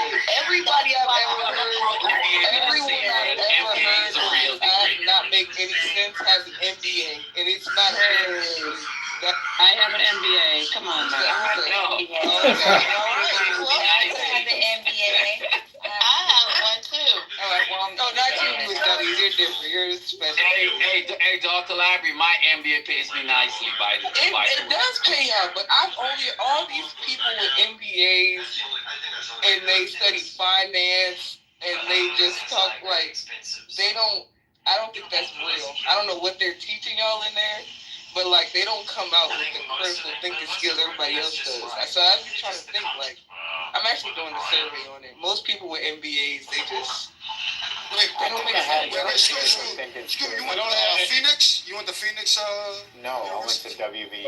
I think most of y'all don't have critical skills. Why are you guys banging on school like that? No, I'm not. I was just going to say, they treat school worse than concrete. Y'all always act like school is uneducated. When I be trying to tell y'all, he got more degrees than half the people in the room. More degrees and certifications. I got the CIS. I had the CIS Security Plus, GCIH. I am decked out in certifications. Yeah. So having degrees mean nothing if you don't know how to utilize them. So basically, this is just a bunch of paper. No, I tried to commission Patty, but it was bullshit. No, they wouldn't let you. No, school, you tried? Yeah, that shit was. They tried, and they're desperate for That shit was so bullshit. School, how can you not get in? You're in the guard. No, because it was bullshit. such bullshit. That's all that means. ML, you're comparing your. Come on, bro. Just stop this.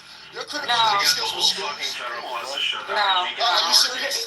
No, he quit commission. Commissioning ain't that I hard. know it ain't that hard. He's in the guard. You know what? He could have went to a board. That means he failed the board. No. I didn't fail the board. No, simple critical thinking skills that Whoa. Gary was talking about. I started a commission, and then I was like, this is just bullshit. I don't want to do it anymore, and I stopped it. You didn't. It was really easy. All you had to do was put your packet together and ask some critical thinking skill questions. School, I'm seriously disappointed in you. I couldn't do it anymore, Mel. That bullshit box eating method that y'all were making me do, sit in attention and eat breakfast. I was just like, I'm done with this. This is childish. What are you talking about? What the fuck are you talking about? When I went to packet together, you go before. I already did all of that. I was already in week 0 of OCS. Fucking questions. I know, but I was in week 0 of OCS. I'm telling you, Patty, I started OCS, and I just didn't like what they were doing. I was like, this is just too much, and I'm done. No, they don't just say you're done. I don't know what OCS you went to. You quit at OCS? I can't Yeah. believe that. No, yeah, because No, wait. How easy is it to just say I'm done? it was very easy. Because, okay, Patty, we have two versions of OCS. Go, I could have man. gone to the active duty version of OCS, which is at what, Fort Brooke? We're from out of town. And have you ever wondered? I could have gone to in Alabama for OCS, but I decided to do it through my This is state, not which is entertaining. 18 months. Thankfully, that's not the case. You see, when an egg is fertilized, I want to hear a royal versus food debate. You don't want to. Roy will get cooked. Give me one day and a topic that Roy will get cooked. Yes, I'll get cooked. Yep. Give a topic with Royal and give me a time to fucking sit down and look at what I need to look at. Him and Omar need to have a debate. That we I ain't gonna lie. I think I can cook anybody in here. This is top. You can't cook a bologna sandwich. I'll put $100 on it. I'll cook anyone in. This is Black History. Can't none of y'all fuck with me. Hey, Omar and Gus. That's good. I can't do it. I know I'm more of a roaster, so I feel like good Omar, like roaster. And then I saw your picture, so you never want to be so. Just if I wasn't busy right now, I get it. Boy, I would if I just Shut up and take your time, though. the way I would, it would be like I'm gonna bring Omar was the first person I met on this app. Omar, you could like just I roast one of you. Who's the worst MAGA? I roast them instead of you. They could get to work. But you come in. You be lumping me in with the other MAGA. Oh, yeah, because you. America is MAGA. Yeah. But I just voted for Trump. I mean, I'm No. not a hardliner. You definitely are. You're with them. That's why Corey be chasing you around. Okay, so this is pumpernickel bread. And you made all the gay boys mad. You can't go nowhere. Then Corey chase you out the room another day. Hey, I promise you. That was over something else. Lady, I will never vote for Trump again, I promise. Why? School, why? What happened? Okay, so it's Sunday night. He's being a smart ass. King Thaddeus is back, and he has top on He's gonna be serious after this 3 years. Exactly. As long as I'm rich, I don't really care. I just need to make $1 million. You're not gonna get rich. He lives in West Virginia. All you need to make is $5.25 an hour. That's true. We don't have to worry about that. Let's not get carried away, though. But if you think West Virginia's a shithole now, Well, rich in West Virginia now. Okay, that's plausible. You only gotta make like $20 an hour. You got a dental plan. Yo, I could buy it. Wow, a dental plan. She went there. Okay, wow. Yeah, cause where you live? You live in Harper's Ferry? No, but I go there a lot though. Hey, That's where the Civil War. That's where John Brown conquered the Civil War. hey, Just, that's the only place in West Virginia I like. Officer, apart from I that, like the that rest of the shit. steady ass Harvard story. What the fuck else is there? I know, exactly. Martinsburg, West Virginia. One of the big misunderstandings that a lot of people have about the Irish There's Martinsburg, there's Berkeley Springs where George Washington's bathtub is. There's Who the fuck gives a fuck? George Washington's bathtub. Yeah, his hot springs. There's Moorfield where the chicken factory is. That's where I live. There's my nigga, yeah. nobody cares, okay? Nobody cares, okay? And it's Listen, I'm from the South Bronx, and that's way more interesting than West Virginia.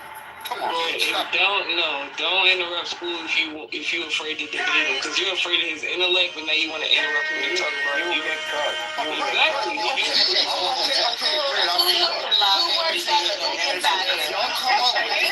great. I mean, if y'all can come up with $10,000, I'll debate him. Otherwise, I got it in my bank account. You get cooked. You don't tell it. It'd be scary. You don't put up that money in school right now. no, I didn't say bet. I said no. Give me the $10,000. I'm not wasting my time debating anybody. Unless you're gonna pay. Why would you do? Because I'm not wasting my time debating anybody for free. What the fuck? I used to debate for money. You didn't get $10,000. You don't know me that well. Tell me what debate you did for $5,000. Royal is just a DJ. Tell me what debate you did for $2,000. He's just a DJ. A bad Who works at the chicken factory? The chicken factory that's in there, the immigrants work there? So many of them. A lot of them are illegal. You calling in? No, I don't work that way from home. No, I'm saying you gonna call when Trump get in. You gonna call in on him? No, I don't care. Well, let me call him. I use a lot of illegal numbers to do high stuff. So this is how you slice. I'm gonna call in.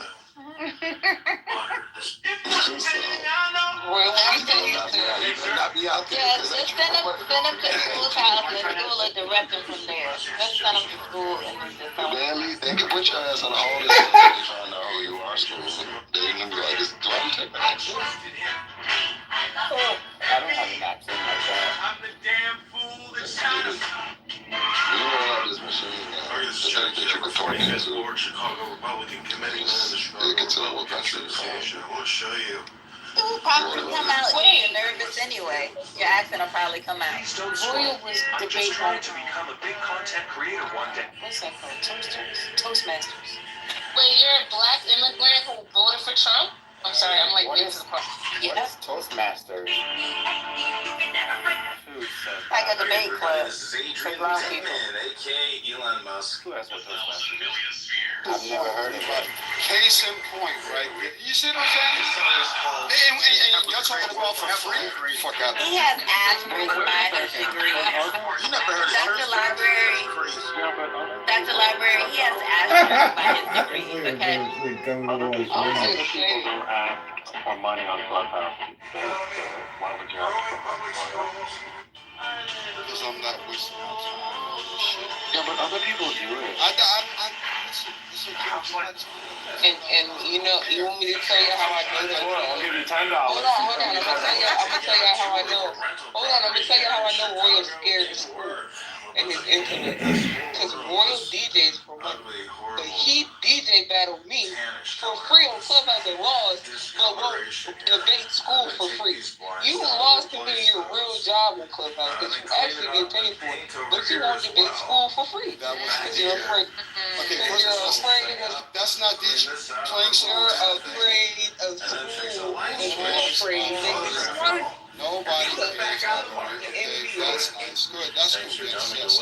Really smart. Great. Hurricane is trying to Don King this situation, but it's not working. Hurricane, you gotta tap into your inner 4C hair and get that Don King thing. You gotta kick it up a notch because Royal's not even biting. Well, you know, I'm in the 2A, 2B range. So I don't know.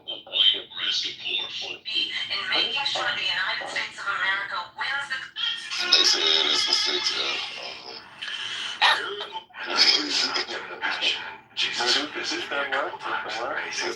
They said it's a 6F. My hands. Please, y'all haven't seen this beautiful. This is the best steak sandwich I've ever made. That would still be beautiful. Nappy hair is beautiful. This is the best steak sandwich I've ever made. Is there a such thing? Church steak? No, I'm just kidding. Listen, I thought I had great hair, but then a folks saw my hair and told me that I was in the 2 range. I was shocked. You're not in the 2. You're definitely in the 2.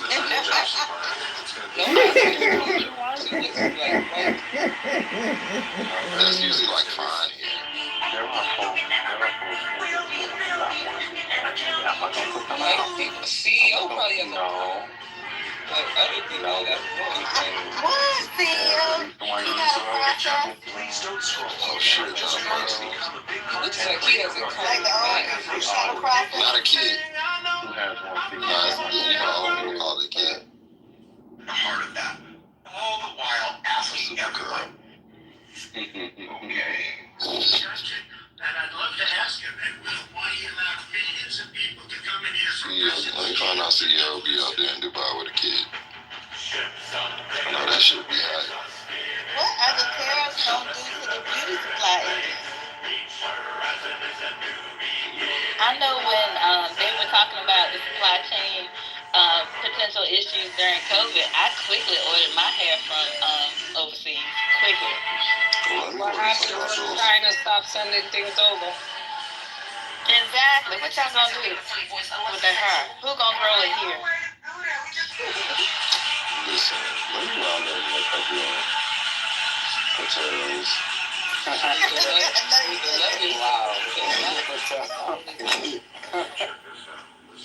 already know how to gather it and everything, so y'all hit me when the You need to hook up with Marcus. Marcus is in the hair industry. He always talking about supply chains and customer funnels. He might need to know this. Listen, I live around. Well, I got y'all. I'm about to go holler at some of my people. Well, not my people, but I'm gonna go. Yeah, I know like 3 girls right now. I can go and get a whole rack. What you doing up with all that?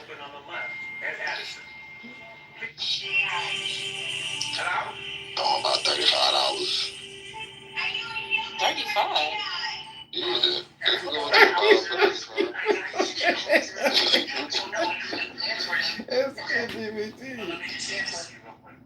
Gotta keep them bright. Look, it's the free market.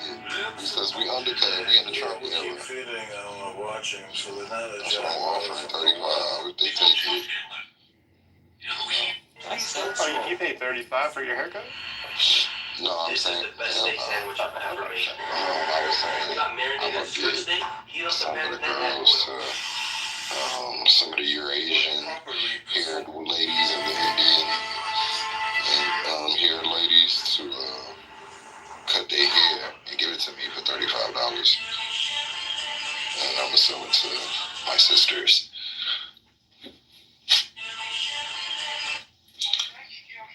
For a little bit more than that.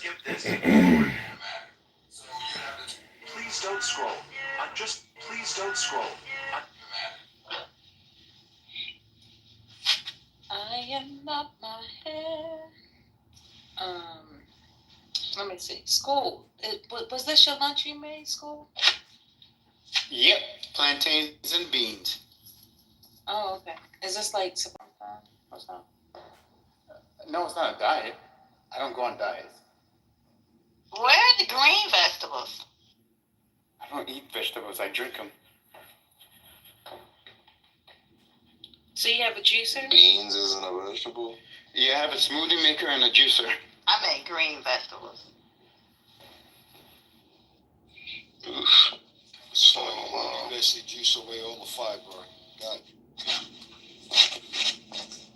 Huh? School, tell them don't talk to you if it ain't about that. You know what I'm saying? Like, tell them stop tell them stop being scary. Don't address you about nothing. We talking about the poll, but if he do the you got a ninja school or like? Yeah, I got a ninja and I have it starts with a K. The juicer I have starts with a K.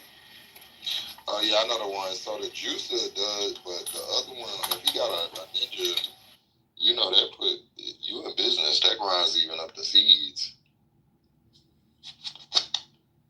Yeah, so school, I think the million picture would benefit from better lighting. I mean, beans and plantains work well together, but you just didn't present them properly. That's the problem. Yeah. Yeah, I agree. You could have done it better. Yeah, what the fuck is that?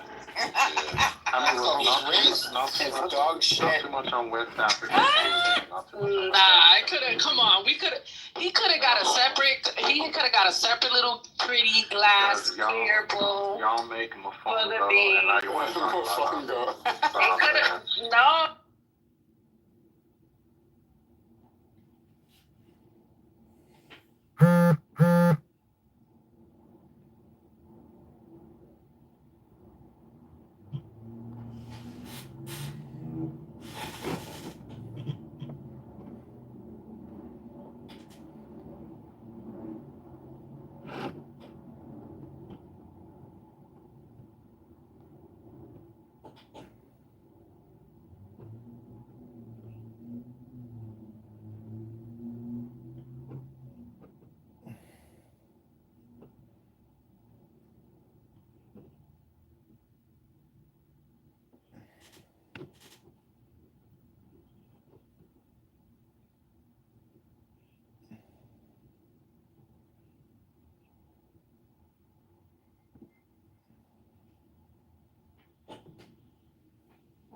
Okay, this is Freedom is a Two-Edged Sword by Parsons.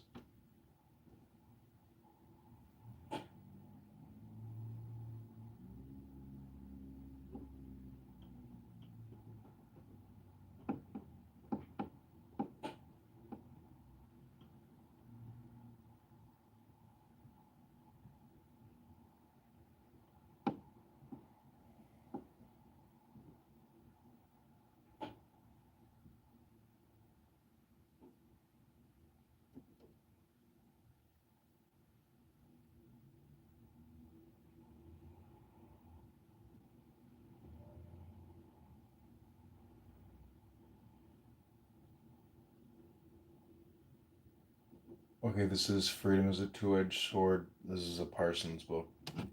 Hope you enjoyed that Clubhouse recording. Timestamp on it is 11/20/24, 5:19 p.m. CST. Thanks, everybody. Please like, share, subscribe.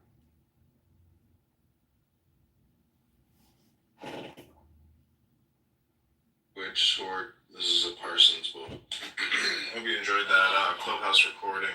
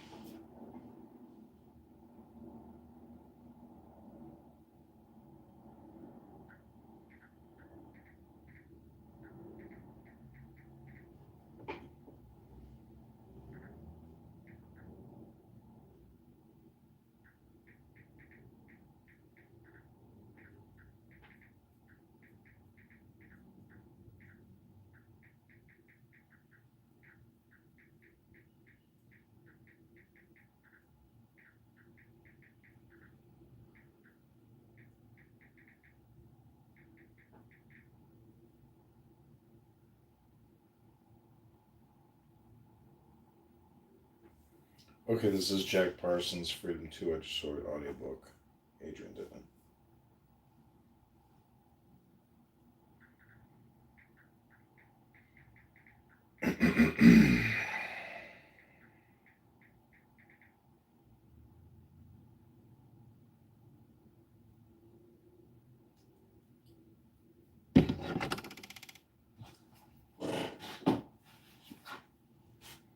Okay, Freedom is a Two-Edged Sword, essays by John Whitside Parsons, or a Flame #1.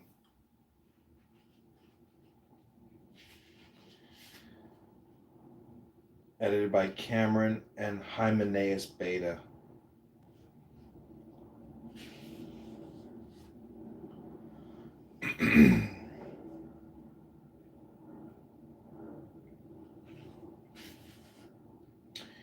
Introduction. Do what thou wilt shall be the whole of the law.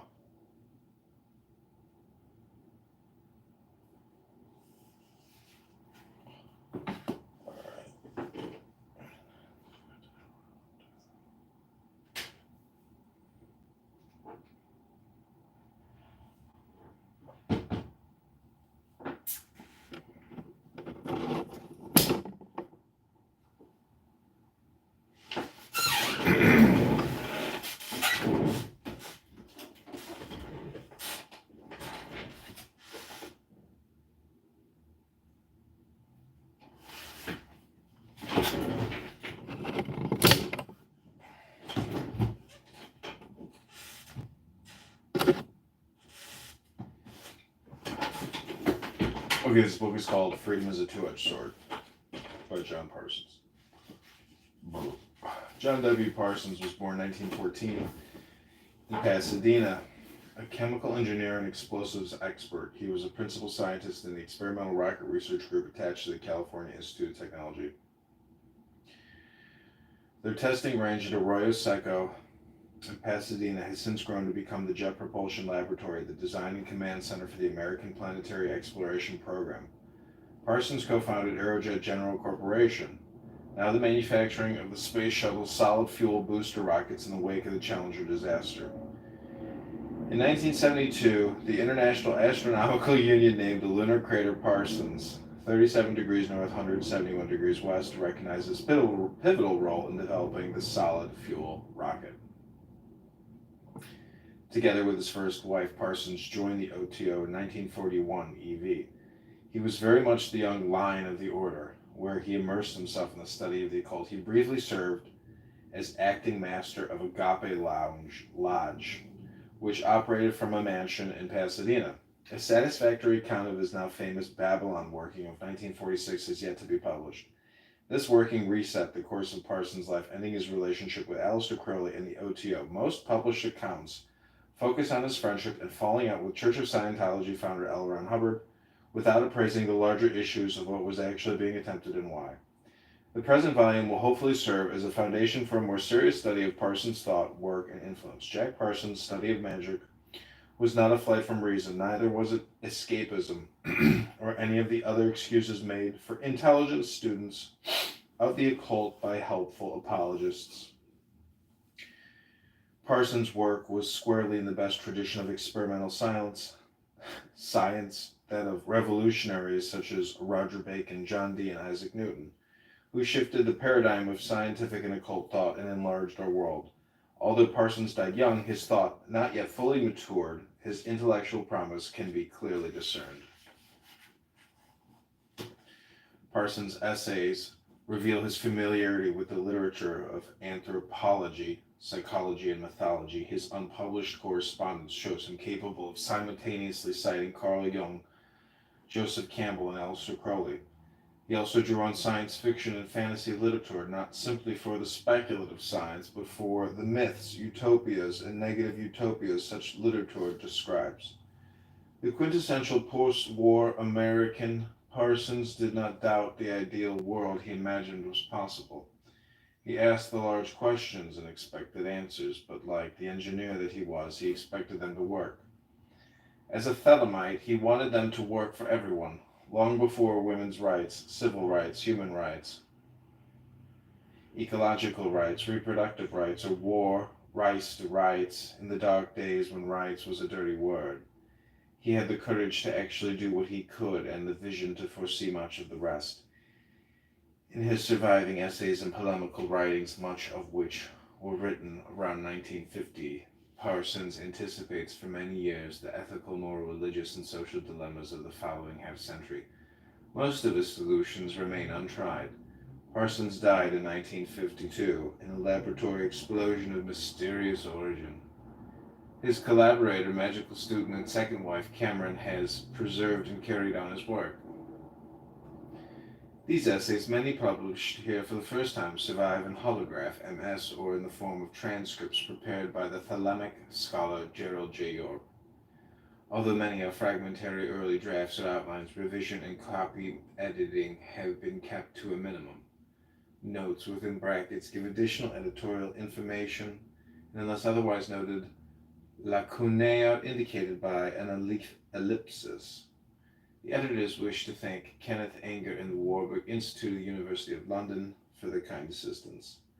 In the mid-1940s, Jack Parsons published an issue of the Oriflamme, a traditional OTO journal that was first issued by Theodore Roos, outer head of the OTO, some 40 years earlier.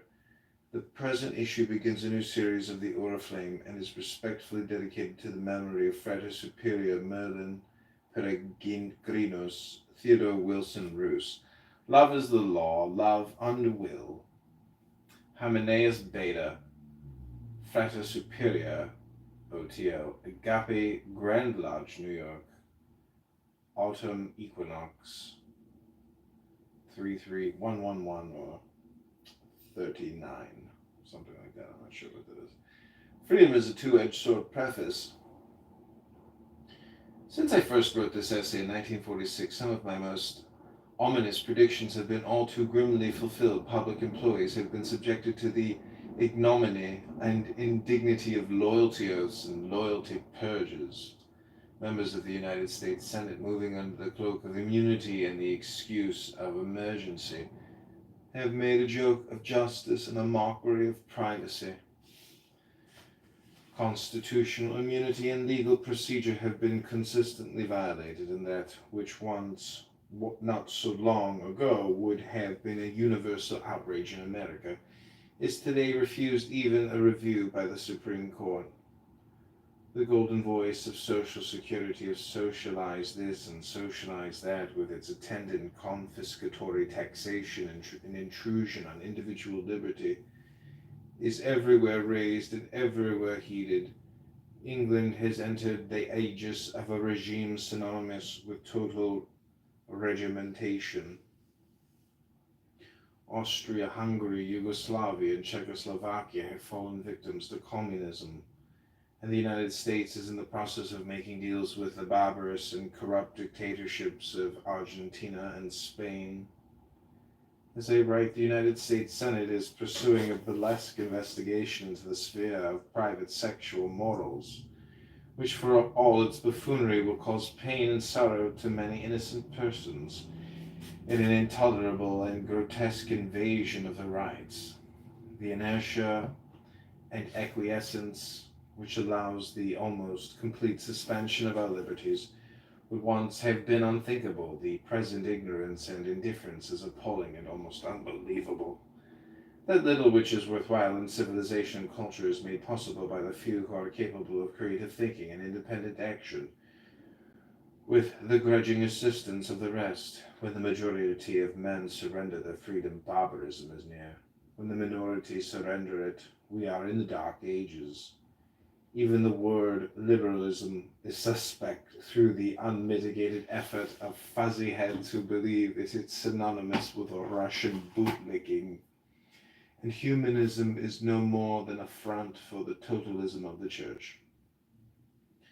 Science that was going to save the world back in H.G. Wells' time is regimented, straitjacketed, scared, shitless. Its universal language diminished to one word: security. In this 1950 view, some of my more hopeful utterances may appear almost naive. However, I was never so naive as to believe that freedom in any sense of the word is possible to more than a few. But I have believed and do believe that these few, by self-sacrifice, by wisdom, by courage, by continuous and tremendous effort, can achieve and maintain a free world. The labor is heroic, but it can be done. By example and by education, it can be achieved. This is the faith that built America. This is the faith that America has surrendered.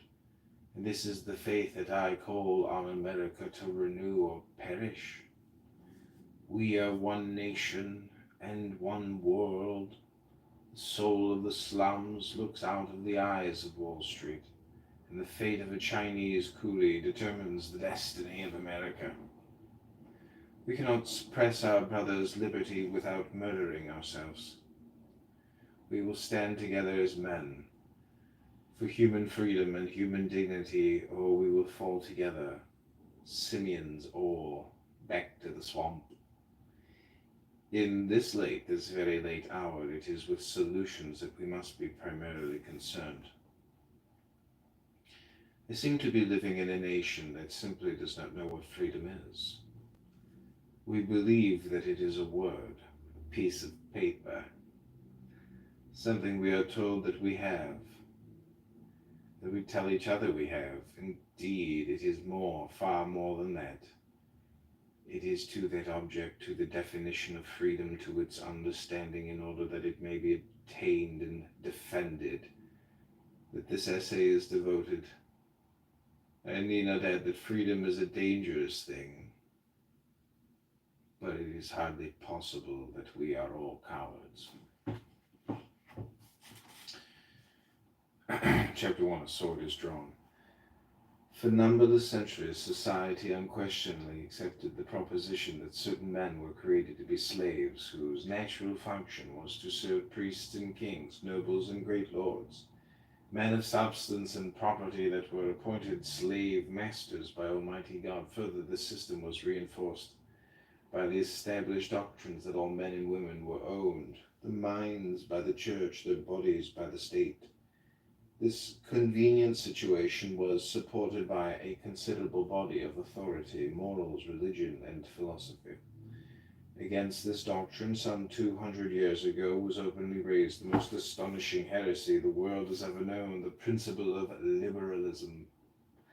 In essence, this principle stated that all men were created equal and endowed with inalienable rights. The words inalienable rights means rights which cannot be taken away, which belong to a man as his birthright.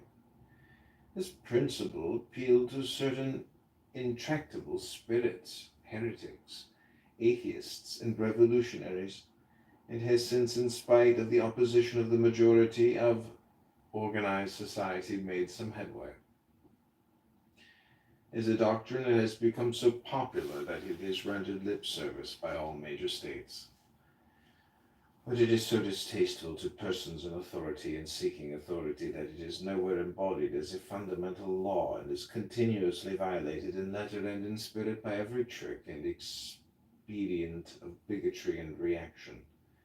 For the absolutist and totalitarian groups of the most vicious nature use liberalism as a cloak under which they move to re-establish tyrannies and extinguish the liberty of all opponents.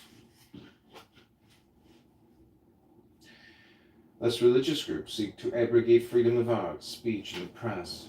Reactionaries move to suppress labor, and communists to establish dictatorships. All in the name of freedom. Thus, because of the peculiar distinctions given to freedom by some of these camouflaged tyrants, it seems necessary to redefine freedom in terms in which it was understood by that depraved cynic Voltaire, the dirty atheist Paine, the traitor Washington, the radical revolutionary Jefferson, and the anarchist Emerson. Freedom is a two-edged sword, of which one edge is liberty and the other responsibility, on which both edges are exceedingly sharp and which is not easily handled by casual, cowardly, or treacherous hands. For it has been sharpened by many conflicts, tempered in many fires, quenched by much blood, and although it is always ready for the use of the courageous and high-hearted, it will not remain when the spirit that forged it is gone. Now, since all tyrannies are based on dogmas, that is, on fundamental statements of absolute fact, and since all dogmas are based on lies, it behooves us first to seek for truth, and freedom will not be far away. And the truth is that we know nothing. Objectively, we know nothing at all, or any system of intellectual thought, whether it be science, logic, religion, or philosophy, is based on certain fundamental ideas or axioms which are assumed, but which cannot be proved. This is the grave of all positivism. We assume, but we do not know that there is a real and objective world outside our own mind. Ultimately, we do not know what we are, or what the world is. Further, if there is a real world apart from ourselves, we cannot know what that is. All we know is what we perceive it to be.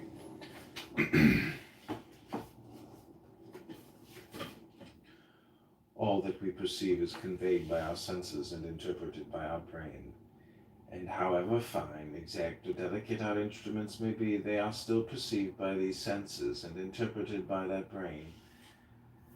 However useful, spectacular, or necessary ideas and experiments may be, they still have nothing to do with absolute truth or authority. Such a thing can only exist for the individual according to his whim or fancy, or his inner perception of his own truth and being. The witches and devils of the Middle Ages were real by our own standards. All reputable and respectable persons believed in them. They were seen, their effects observed, and they perfectly accounted for a large body of otherwise inexplicable phenomena. Their existence was accepted without question by the majority of men, great and humble, and from this majority there was not and still is not any appeal. Yet we do not believe in these things today. We believe in other things, similarly explaining the same phenomena. Tomorrow we will believe in still other things. We believe, but we do not know. All our deductions For example, the theories of gravitation are based on observed statistics, on tendencies observed to occur in a certain way. But even if our observations are correct, we do not know why these things happen, or if they have always done so, or that they will continue to do so. All our theories are only assumptions, however reasonable they may seem. There is a sort of truth based on experience. We know that we feel hot or hungry or in love, but these feelings cannot by any means be conveyed to anyone who has not experienced them. We can describe them in terms of other things familiar to him. We can analyze their cause and effect according to mutually acceptable theories, but he will not have the vaguest idea of what the feeling is like. These may be very negative considerations, but within the limits we can deduce very positive principles. Number one, whatever the universe is, we are either all or part of it by virtue of our consciousness, but we do not know which. No philosophy, theory, religion, or system of thought can be absolute and infallible. They are relative only. One man's opinion is just as good as another's. There is no absolute justification for emphasizing one individual theory or way of life over another. Number 4, every man has the right to his own opinion and his own way of life. There is no system of human thought which can successfully refute this thesis. That much for positivism. But other things remain. There are necessity, expediency, and convenience. If these are illusions, they are still very popular illusions, and it is usual to consider them. Politics is concerned with necessity and expediency, whereas science is concerned with convenience. This is not, however, intended to discredit science and reason in their proper spheres. Reason is one of our greatest gifts, the power that differentiates us from the animals. And science is our greatest tool and our best hope for building a genuine civilization. It is curious that this modern truism appears in this system of reasoning as a concession. But in spite of its inestimable value, science is a tool. It has nothing to do with ultimate truth. Herein is the danger of science. As a tool, it is so valuable, so useful, and so irresistible that we incline to regard it as the arbiter of the absolute, giving final and irrefutable pronouncement on all things. This is exactly the position that the pedant, the dogmatist, and the dialectical materialist would have us take. Then, posing as a scientist or propounding scientific doctrine, he can persuade us to accept his values and obey his orders. Today must forever be free to overthrow its yesterdays. Otherwise it will degenerate into ancestor worship. But it is necessary that we defend freedom unless we all wish to be slaves. It is expedient that we achieve brotherhood unless we desire destruction. And it is convenient that we grant others the right to their own opinions and lives in order to maintain our own. The intelligent individual will not base his conduct on an arbitrary or absolute concept of right and wrong. It may be argued that all motives and all actions are selfish, since they are intended to satisfy some requirement of the ego. Perhaps this is true of self-sacrifice, abnegation, and the highest altruism. We engage in these things in order to satisfy ourselves, to attain some object. The ego may be very broad. A man may include the whole world as a part of his ego and set out to redeem or save this world for no other reason than that he gain pleasure from this idea. Such a man, far from being unselfish, is extremely egotistical. Even the artist devoted to the production of pure beauty is so because of his need and his nature. At least such egotism is not petty. The motives of family, love, and patriotism are all rooted in biology. This does not necessarily detract from such actions and motives. Everything in nature is beautiful, and it is no less beautiful because it is understood. But the stupid man will assign arbitrary values to all things in order to protect and justify his own position. His morals are based on things which he wishes were true or which someone else wishes were true. His philosophy pays no attention to relative facts or realities, but in his life he must deal with relative facts and realities, and consequently he is constantly involved with pretenses and evasions. The enlightened liberal needs no such justification. He will realize and accept his inherent selfishness and the inherent selfishness of all men. He will understand living as technique, the technique of getting what he wants on the terms he wants. Stealing may be the most direct means of acquiring property, but unless he steals a considerable amount of prison sentence is a possible corollary of his action. On the other hand, he may observe with dismay the subtle disintegration of character attendant upon the so-called legitimate business life. His problem then is not only to acquire the things he needs, but to get them in some entertaining, or at least non-devastating manner. Perhaps he will decide it is not worth the effort, but in all problems there is no question of right involved. There is only the question of technique and of cost. Such is the case with freedom. If we abrogate another's freedom to gain our ends, our own freedom is thereby jeopardized. That is the cost. If we wish to secure our own freedom, we must assure all men's freedom. That is the technique. If a liberal were to develop two personalities and one of those personalities established a benevolent dictatorship, while the other continued his liberal activities, it would be only a matter of time until he killed himself. The restriction of others' freedom is self-enslavement and suicide. The dictator is the most abject of slaves. These simple considerations are the logical basis of the philosophy of liberalism.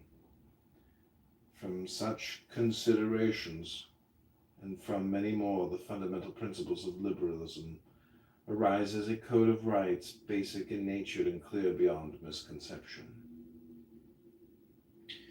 This code must be the law, and beyond the law, an ultimate expression of the dignity and inviolability of the individual. It must be above the meddlings of courts and lawyers, beyond the whim of the populace and the treachery of demagogues and dictators.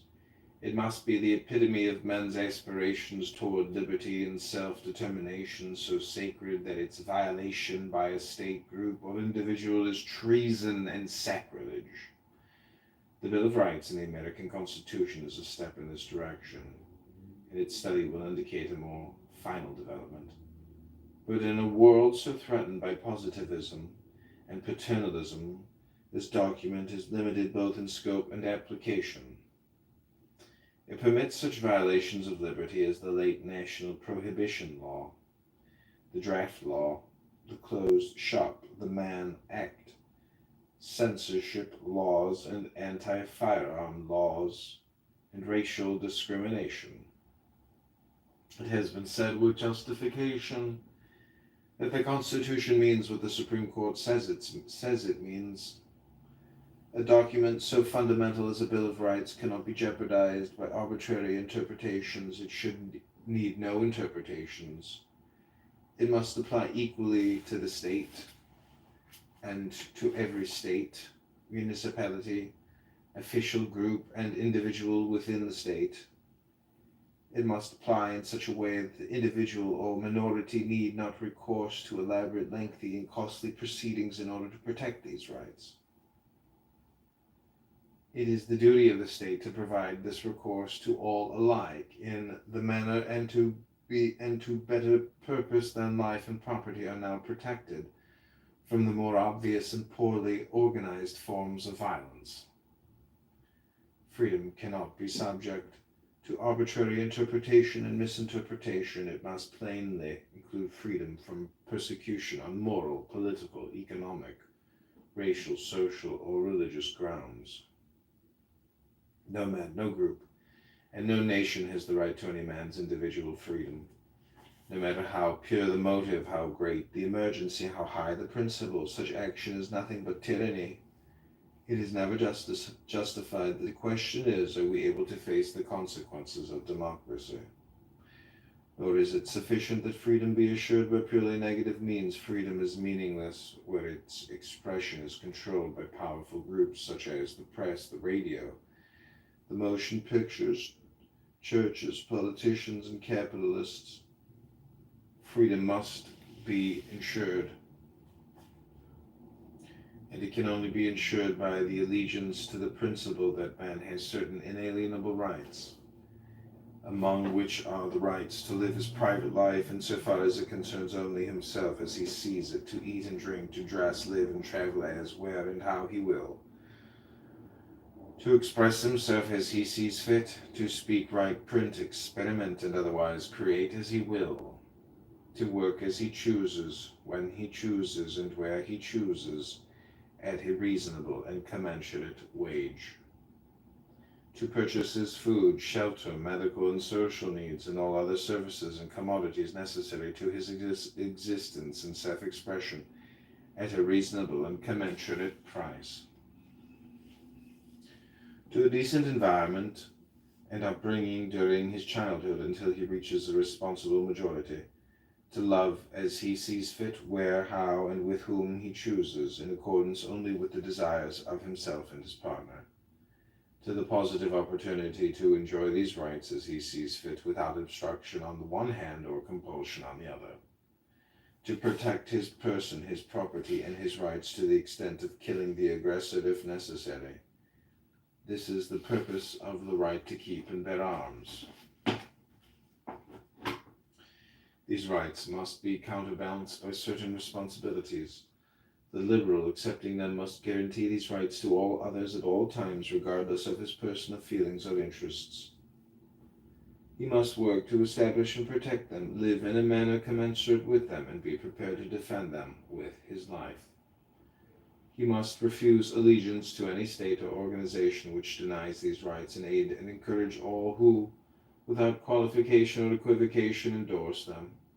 He must refuse to compromise these principles on any issues, or for any reason, such as the sword of freedom. It is two-edged, a weapon for heroes. Such principles are only possible to the highest types of a civilization, difficult enough for them.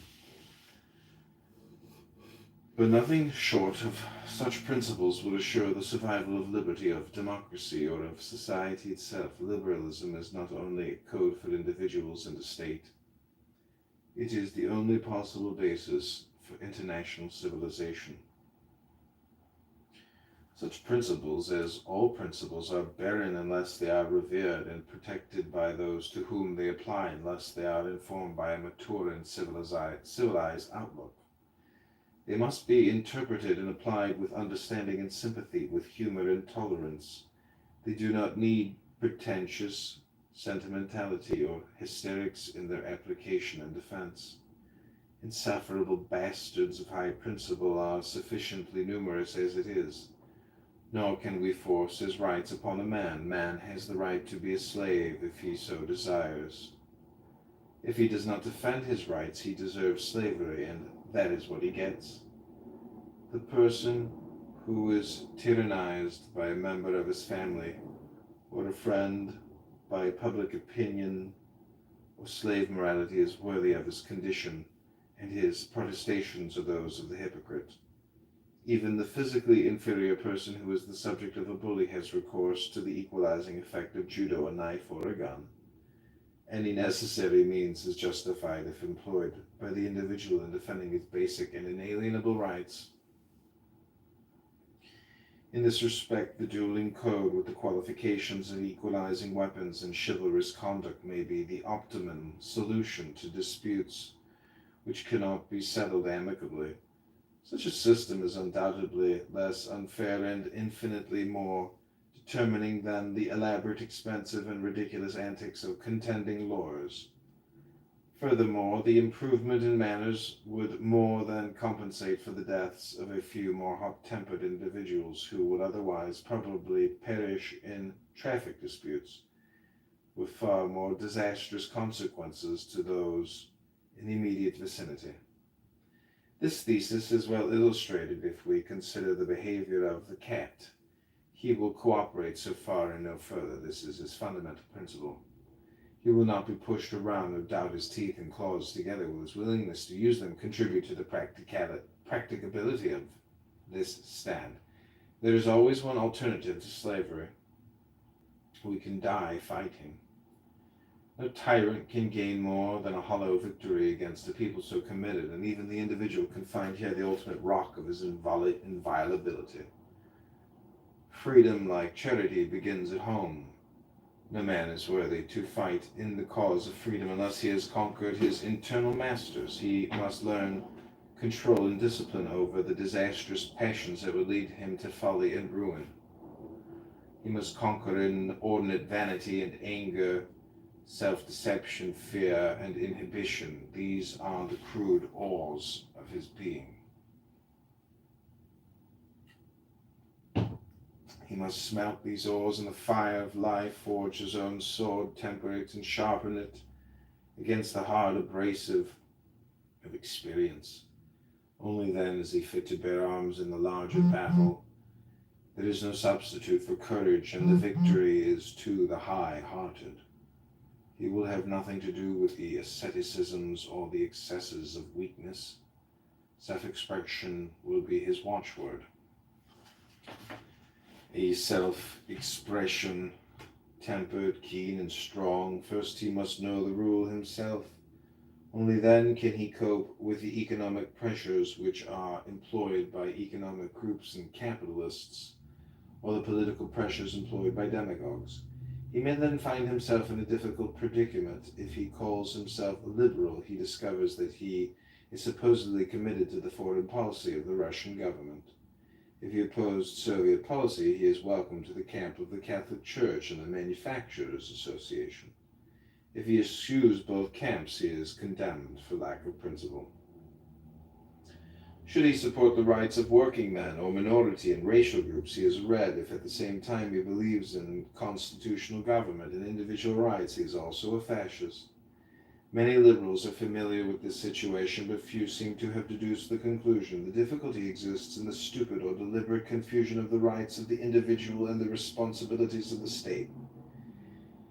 It is a sad moment on our mentality that the social reformer subscribes to total regimentation, while the alleged individualist propagandizes for total irresponsibility. The rights of the individual can be clearly defined.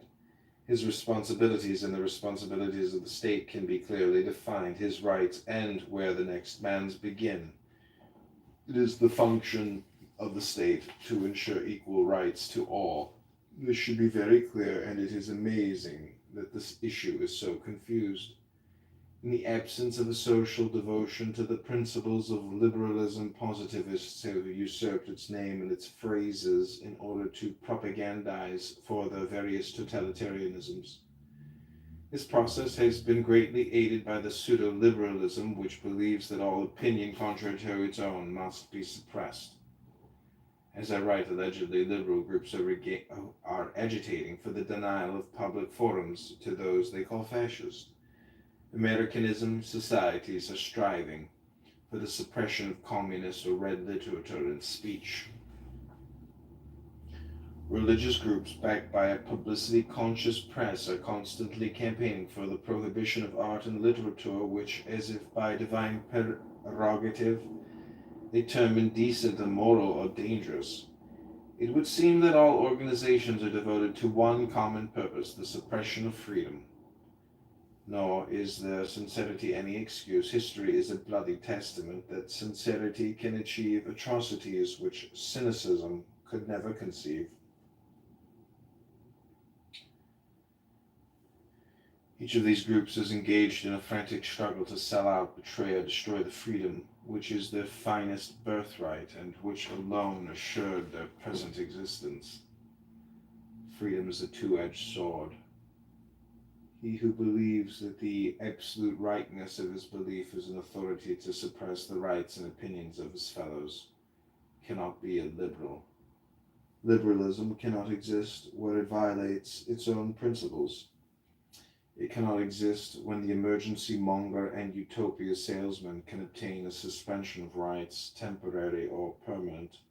Liberty cannot be suppressed in order to defend liberalism. The fundamental principles of liberalism must be more clearly established and defined. The rights of man are inviolable rights beyond the law, beyond the courts or the state, beyond the will of the majority or of God. If this is not understood, there can be no liberty. Freedom is not granted. It is the inalienable possession of every man, woman, and child. It cannot be taken away. It can only be surrendered. If we are to achieve a democracy, the rights of individuals and the responsibilities of states must be openly defined and ardently defended. It is inconceivable that men who have fought and died in a war against totalitarianism do not know what they fought for. It is a fantastic joke when the things in which they believe turn like a nightmare into the things they fought against. Another generation has gone down in blood and agony to make the world safe, but the evil things that make the world unsafe still go uncowed and undefeated, plotting new sacrifices of misery and blood. Nor is the guilt entirely with warmongers, plutocrats, and demagogues. The people permit exploitation and regimentation in any name. They deserve their slavery. A tyrant does not make his tyranny possible. It is made possible by the people and not otherwise. This is a hard truth.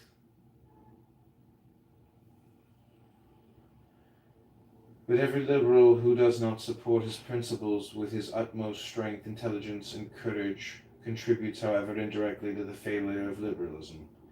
In order to give such support, he must know and understand liberalism as a creed, a principle, and a living philosophy.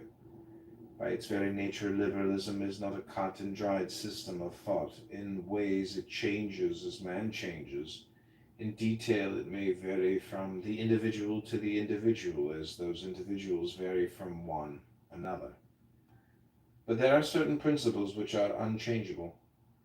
It is my purpose to explore the nature of these principles and describe a sword with which the liberal can adequately defend his liberalism. Much of our modern thought is characterized by pretenses and evasions, by appeals to ultimate authorities which are illiberal, superstitious, and reactionary. Often we are not aware of these thought processes. We accept ideas, authorities, catchphrases, and conditions without troubling to think or investigate. Yet these things may conceal terrible traps. We accept them as right because they have a surface agreement with the things in which we believe.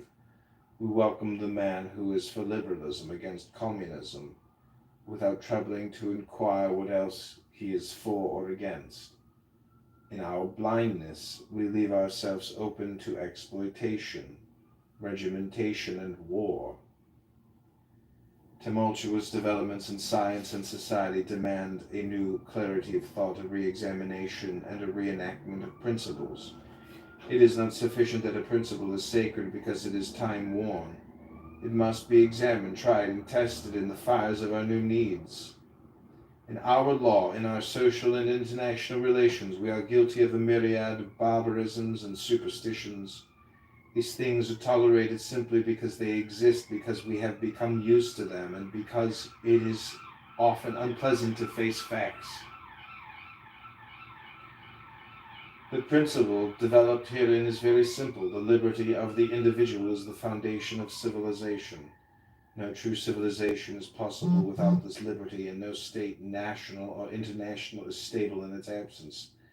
The proper relation between this liberty on the one hand and social responsibility on the other is the balance which will assure a stable society, and by no other means short of the total annihilation of individuality can this be attained.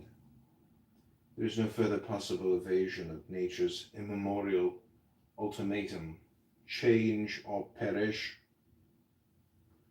Out of Versailles, a faint voice crying, time will be. Out of Paris today, The voice of trumpets proclaiming time is. But tomorrow the voice of the whirlwind shouting time has been. Against that time, a sword. Number 2, The Sword and the Stake. Okay, this is called Freedom as a Two-Edged Sword Essays by John Woodside Parsons. This book cost me like $150. It sold for $12.95 at one point though. So it's a pretty rare book. Looking forward to finishing it.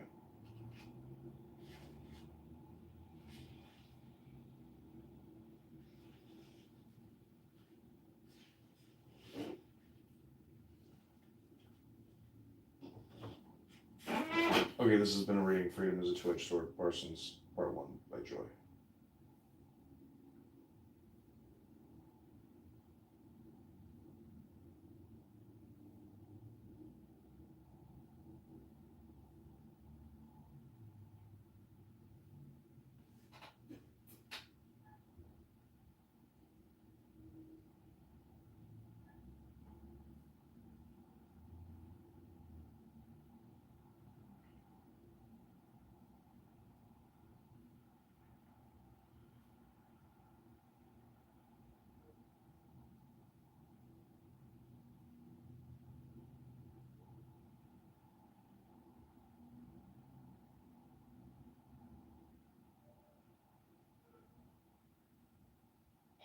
I can't imagine like when someone is, you know, like remember was that at Coca-Cola where they had the noose case? They were putting the noose on his. Do it when I'm supposed to because it's a holiday.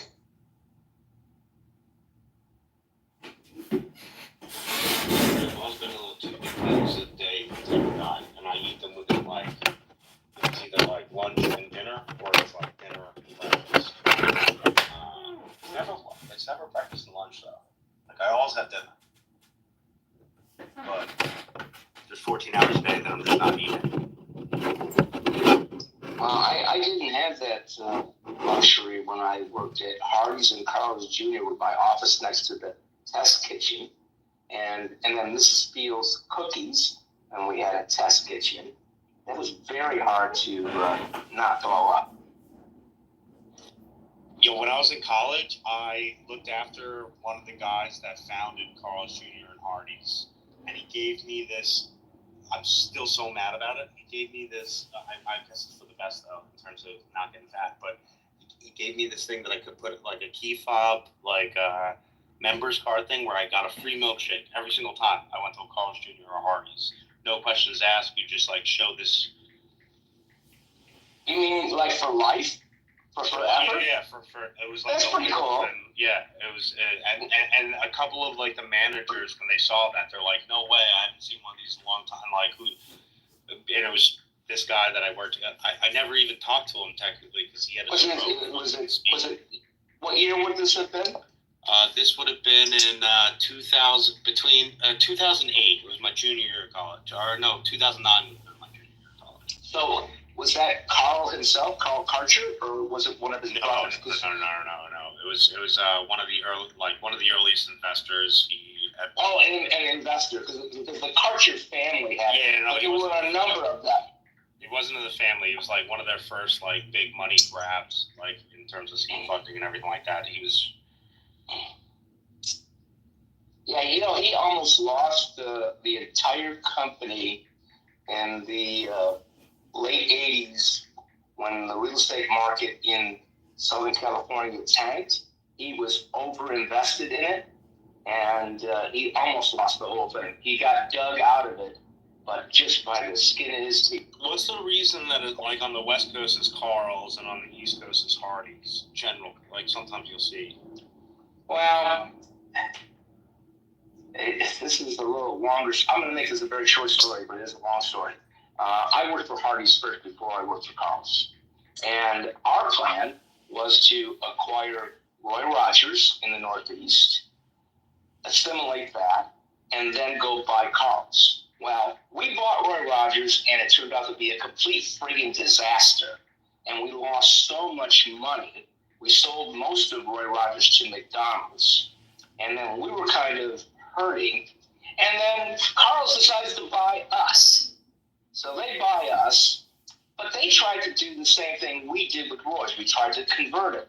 So they converted it in one of the number one markets for Hardee's, which was Champaign, Illinois. And even though they didn't change the food, the customers revolted. And so they decided that they would, half the country would be, and that's not really half and half, but they would keep Carl's in the West and Hardee's in the East. And also, my business partner, my current company, is the former CEO of Hardee's and Carl's Jr. Do you guys want to hear a good diet plan? Sure. Get divorced. Oh, I was just saying that with Jeff, because Jeff was like, I'm playing basketball now and going into cackles, like going to the gym more often. And I lost 40 pounds when I got out of my 9-year relationship. Like, the quickest way to get in shape is to get out of a long-term relationship. Is something of. I didn't have 40 pounds to lose, but I definitely, this has been now almost 8 years, but I got in good shape, and that'll motivate. Getting cancer will take too. Oklahoma and Wyoming have both. Do you have any idea why that is? Yeah, we converted we had a regional office in Norman, Oklahoma, and we converted the company units there. Some of the franchisees didn't want to do it, and even after Carl's bought us, we were still having trouble. And they went and created an independent franchisee association, so they were really kind of at war with us. So, where the border is, it's not really a hard and fast line. Also, it's also done by what's called the DMA, designated market area, which is determined by Nielsen statistics, but it's geographic. And you could have one DMA that's next to another DMA. It's a different TV market. So we kind of did it by DMA. So that's how you could have it in the same state, because it could be multiple DMAs within one state. Gotcha. We have Hardee's here. No car. It's a very slept-on. Where are you? Where are you located? Nebraska.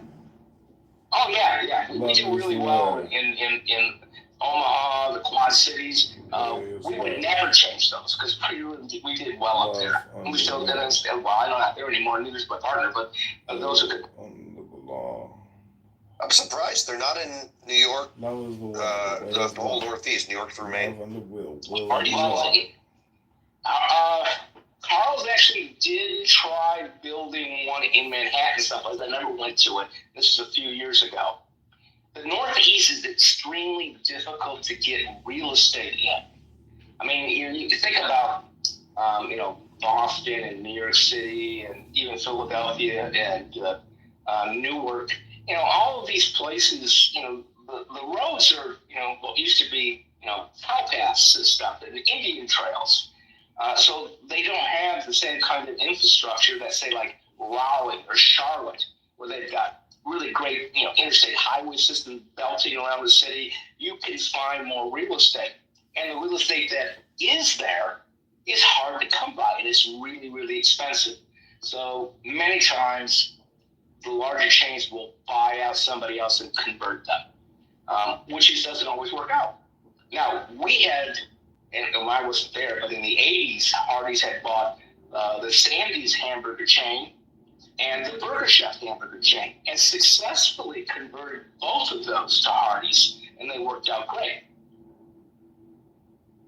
New York's always been behind the fast food curve. I feel like one other reason for it is because, like, the percentage of fast food people eat in the Northeast, a lot of it is taken up by local pizzerias and Chinese food, and that's like technically not fast food, but like also technically fast food, depending on how you're looking at it.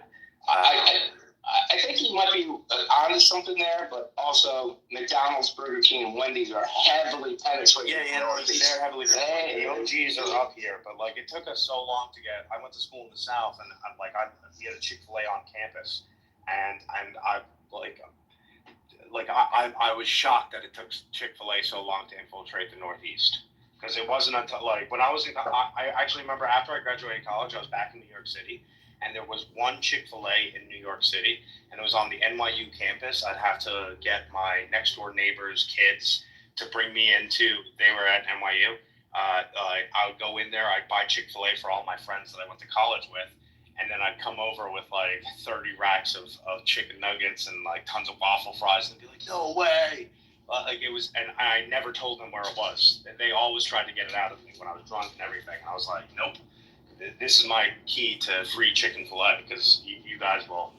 Yeah, Chick-fil-A, I mean, the first time I ever had it was when they opened up at my university too. So I think that was part of their expansion strategy, was to get into the colleges, so that then they would be able to, as people graduated, they would have, vans already. Smart move. Yeah, canes out there.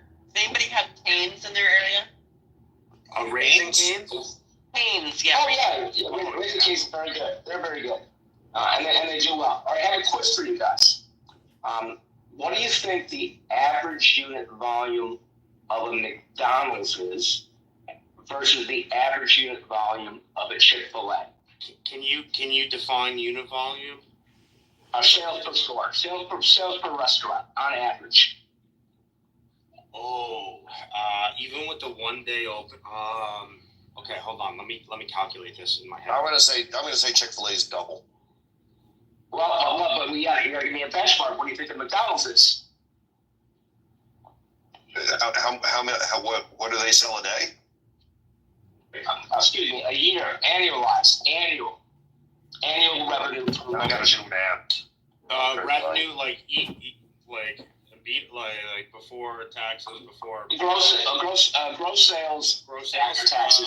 Gross sales after taxes. I would say gross after sales taxes. That is. Sales taxes. Okay, I would say McDonald's is probably somewhere in like the 7 to 15, depending on the market.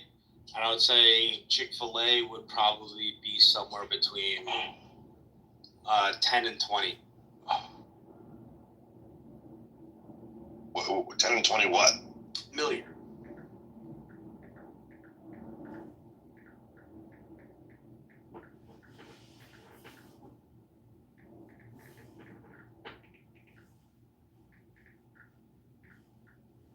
Yeah, 7 to 15, 10 to 20. All right, I got McDonald's at about 5. I'm going to say Chick-fil-A is about 10.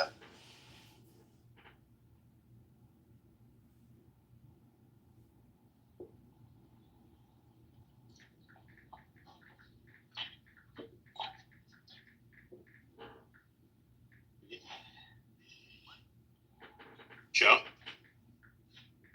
Yes, I'm here. What are the numbers just after sales tax? I think 5 to 10 in terms of like what each one nets overall, like after taxes, after. These are gross numbers, Pat. Yeah, gross numbers. Don't confuse it by using the wrong words. Oh, sorry, my bad. Chick-fil-A is 9.3 million annual gross volume, not including sales tax. McDonald's is about 3 million per location, after not including sales tax. So I got almost exactly right. And oh no, you did good on Chick-fil-A. You did good on Chick-fil-A. You did very well on Chick. I didn't think McDonald's was that low. Holy shit! But that's still higher than Carl's Jr., Wendy's, and Burger King. Oh, for sure. I also believe that because in the last, 5 years at least, McDonald's has pursued a strategy of, building stores between their two successful stores. So, they're, I think about Indianapolis as an example, but I know they've done this around the country. There were, I think, 3 McDonald's within 8 minutes of my home and 1 Chick-fil-A. The McDonald's penetrations, they're just trying to be on every corner at this point. Well, you know the pyramids in Indianapolis? Yep. Well, that used to be General Foods offices for Burger Chef. That was what it was originally built for, was Burger Chef. We sold it when we bought Burger Chef. Again, I was not there because they were make me ancient. And then we opened up an office in Carmel. Or Carmel. Yep. Not Carmel, Carmel. Correct. Yeah. That tracks. But we did very well in Indy. The Indy market was excellent for Hardee's. Excellent. Indy is known and is basically one of the first markets. Chains will, like, if a chain, let's say they were in New Jersey or Florida or really any state, and they want to test, a new state, we're usually one of the first states people will set up shop particularly for fast food, for any chain restaurant, actually. Florida's pretty good for that too, Jeff. I don't know enough about Florida. I know India because between the laws and property values and wages, it's an easy place to make money. I went to this guy. Hoosiers will eat anything. Joe, do you know who Bob Basham is? Yes, I've seen. I met him at the Kentucky Derby. And for him, he started a restaurant. Jeff, this is why I know Florida is like huge for it, because he was one of the early founding members. Like he worked for Hooters, Outback Steakhouse, Bonefish Grill. Like he basically had a huge conglomerate, and he started up his own company that is going to be. It was my favorite place to go when I lived in Tampa. Like I would choose it over Chick-fil-A. I'd choose it over Popeyes. It was like my go-to chicken place. It's called PDQ, and I finally started to see some in New York. Me and my dad were thinking about God rest his soul. Like 10 years ago, we were thinking about buying the licensing for franchises in the tri-state area, because he was selling them for $100,000, but it just seemed like it was like an insurmountable goal, and it would take 10 years for PDQ to actually open their first location in New York. That's exactly what happened. But this place is, they are a really, really tasty, like it's different, completely different. Like the breading on their chicken nuggets, it's the same exact menu as you get at Chick-fil-A, but their breading is a lot crispier as opposed to like a softer. It's a personal choice, but like if you like a little bit of texture with your chicken, PDQ is better than Chick-fil-A, and it's all over Florida. Yeah, I heard. Isn't Tim Tebow part of that too? I don't know, but the story is like inspiring. Like Bob Basham was on vacation, and there was this like old black lady in North Carolina who had this chicken restaurant, and he loved the chicken so much he's like, I will pay you $3 million for the rights to all your recipes, including they have this thing called blueberry coleslaw, which is basically just coleslaw with blueberries in it. If you don't like that, you can just pick out the blueberries easily, but it does like leave a flavor that is highly recommended, Jeff, if you get a chance. The South and the Midwest does fast food better than everyone else. There's so many more options, things that I'd never had before when I went to school down there, and I lived down there for like 10 years. But like Crystal's is a better version of White Castle. Zaxby's, that's another one that we don't have up north. That Zaxby's is that was one of my favorite places. This was before PDQ and. Yeah, I almost went to work for Crystal when they were in Chattanooga, headquartered there, and they tried to keep me away from Hardee's and Carl's Jr.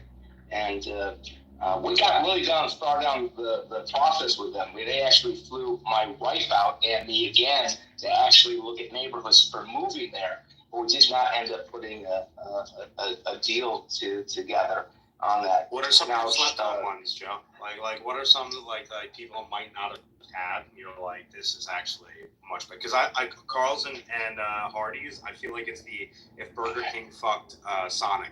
It's like the in between of those two restaurants. And I'm a big fan of. Again, I don't eat fast food as much as I did, but when I was younger, like Carl's and Hardee's. Brandon Johnson. I'm doing work now. Our company is doing work for a 100-unit West Coast chain called Farmer Boys, and they're north of $2 million. They've got units doing $3 million. And nothing's frozen. Everything's fresh. They don't have a freezer in the store. I I have not actually gone to. I'm the only one of our company that hasn't gone to the store to taste it, but it's supposed to be very, very good. All right. It's a little bit more premium price, but look at the website. What do you know about Hawaiian Brothers? Have you heard of that? Yeah, and they are a freaking juggernaut.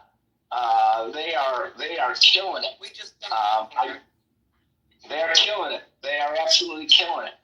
I don't know what their AUV is. I could go, get the documents on them, but they are killing it. I hear really, really good things about Well, it. it's something so different. I mean, especially like we're in the Midwest, so I think we kind of look for something, and actually Omaha's kind of a foodie town. And so it's like it is busy all the time. It's kind of an eclectic town. I mean, What's it called? You got Runza. I'm trying to look at the Runza is huge here, yes. Hawaii. It is. It's big. Hawaiian Bros is what it is. Hawaiian Bros. Big Hawaiian food, that's what it is. Yeah, and the other one that's really blown up is Dave's Hot Chicken. Dave's Hot Chicken is killing it too. I've not had it. It's a Nashville, hot chicken place, and they're really known for they have like 7 different levels of sauces that you can put on your chicken. It's supposed to be very, very good. I have not had it. I have. It is good. Don't get me wrong, but I think it's one of those like fab restaurants that like in 10 years, they're either gonna have to lower their amount of SKUs. Like hot sauce isn't enough of their shtick. Although actually, it can be. There's this place in Florida, another one called Tijuana Flats. They just went back. They just went bankrupt, but that's okay. Oh, they did. Oh, yeah. I think they're either close to out of being out of. They were debtor in possession. I think they're either close to being out of bankruptcy or they're done with their reorganization.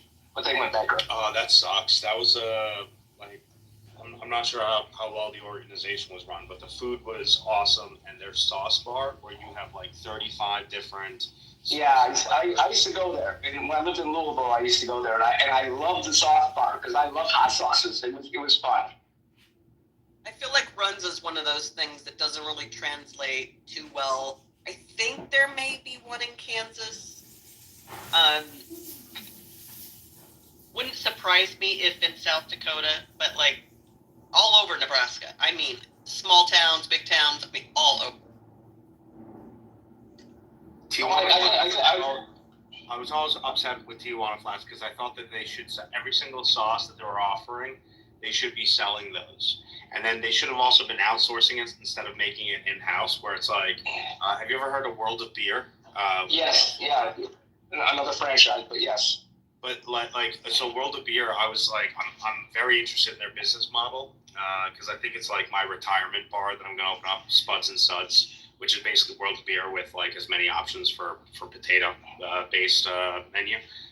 But basically, World of Beer, they would pay their bartenders very low amount, but everyone was going to World of Beer to taste a new beer that they hadn't tasted before. There was like 64 beers on tap on like all their locations. So they go in and like you will say, my typical order at a World of Beer would be like, I like Fat Tire, give me something similar to Fat Tire, or I'm in the mood for a Hoe Garden. And then they would give you a bunch of different tiny like half ounce to ounce shots so you could taste the different beers. But the ones that they were pushing there's so many breweries that start in America and they go bankrupt very quickly. So whenever a brewery was starting or a brewery was trying to sell out its stock, World of Beer would take on like a massive amount of inventory for next to nothing. And then they pay their bartenders every single time you push this beer that we got for like $45 a keg, we'll give you $1 in sales on the sales. So I like that mentality. And if Tijuana Flats established that with salsa companies, there are so many hot sauce salsa making companies in America. If they had just like outsourced it to all these companies, they would have been getting all these, and they could have been pushing product. I thought it was, now that I think about it, Joe, it makes sense why they went bankrupt, but there was no reason because the food is so good there that there's no reason for them to be going bankrupt. That strategy doesn't make sense for them though, because they're kind of trying to differentiate on having like unique sauces that no one else has, and more sauces than everyone has and higher quality sauces than everyone else has. I'm just saying combining two businesses. Have you ever been to those hot sauce shops, Jeff, where they have But you're turning them into World of Hot Sauce. A World of Hot Sauce with the food where you can try out the hot sauces as well, like try before you buy, like mentality. They should have just like bought. Yeah, but that takes away what they're differentiating on. Hey, Matt. Matt's from the South. Matt, what are some of your like low key, like slept on fast food chains?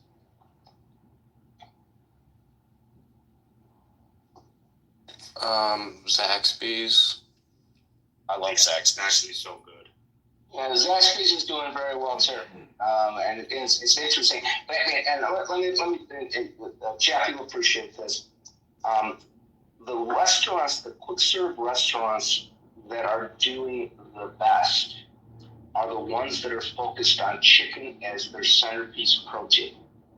Chicken is the most reliable protein in the world, and certainly in the United States, because it only takes like 14 weeks to grow a chicken, and they figured out how to make them really, really big. Whereas, how long does it take to grow a cow? And even though pigs are easy to grow,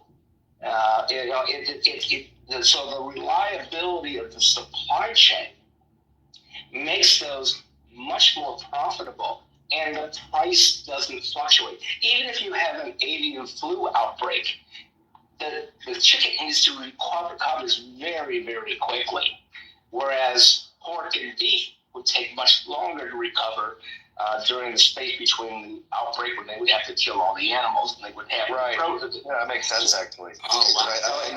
I know that's been in the last couple of years. That's been an issue. I have a friend who imports. She's the largest importer of pork ribs in America, and when I was talking with her, she was telling me that basically the Chinese came in and were taking out all.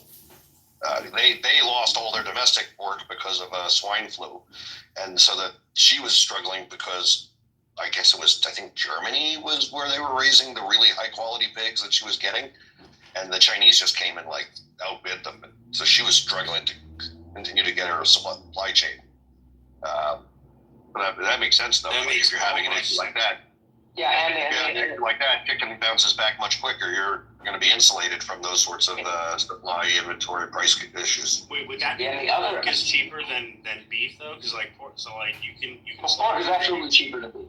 Pork is absolutely cheaper than beef, no question about it. And it follows the logic in terms of 8 months to regenerate your pork population, 2 years until you get fully grown cows, 14 weeks of chickens.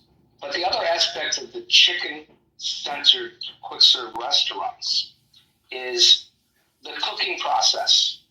Almost all of them are fried products. So if you start thinking about workflow efficiency at a Chick-fil-A, everything is coming from either a refrigerated or a frozen state to a fryer. All of the things cook at about within minutes of each other. So being able to have a high level of customer service and always be serving food hot, really much easier than a burger joint. Much easier. Wow. Much more efficient. That makes so much more sense. Holy shit.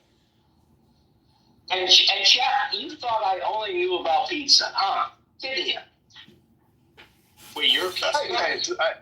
I assumed you had other interests and talents, yeah.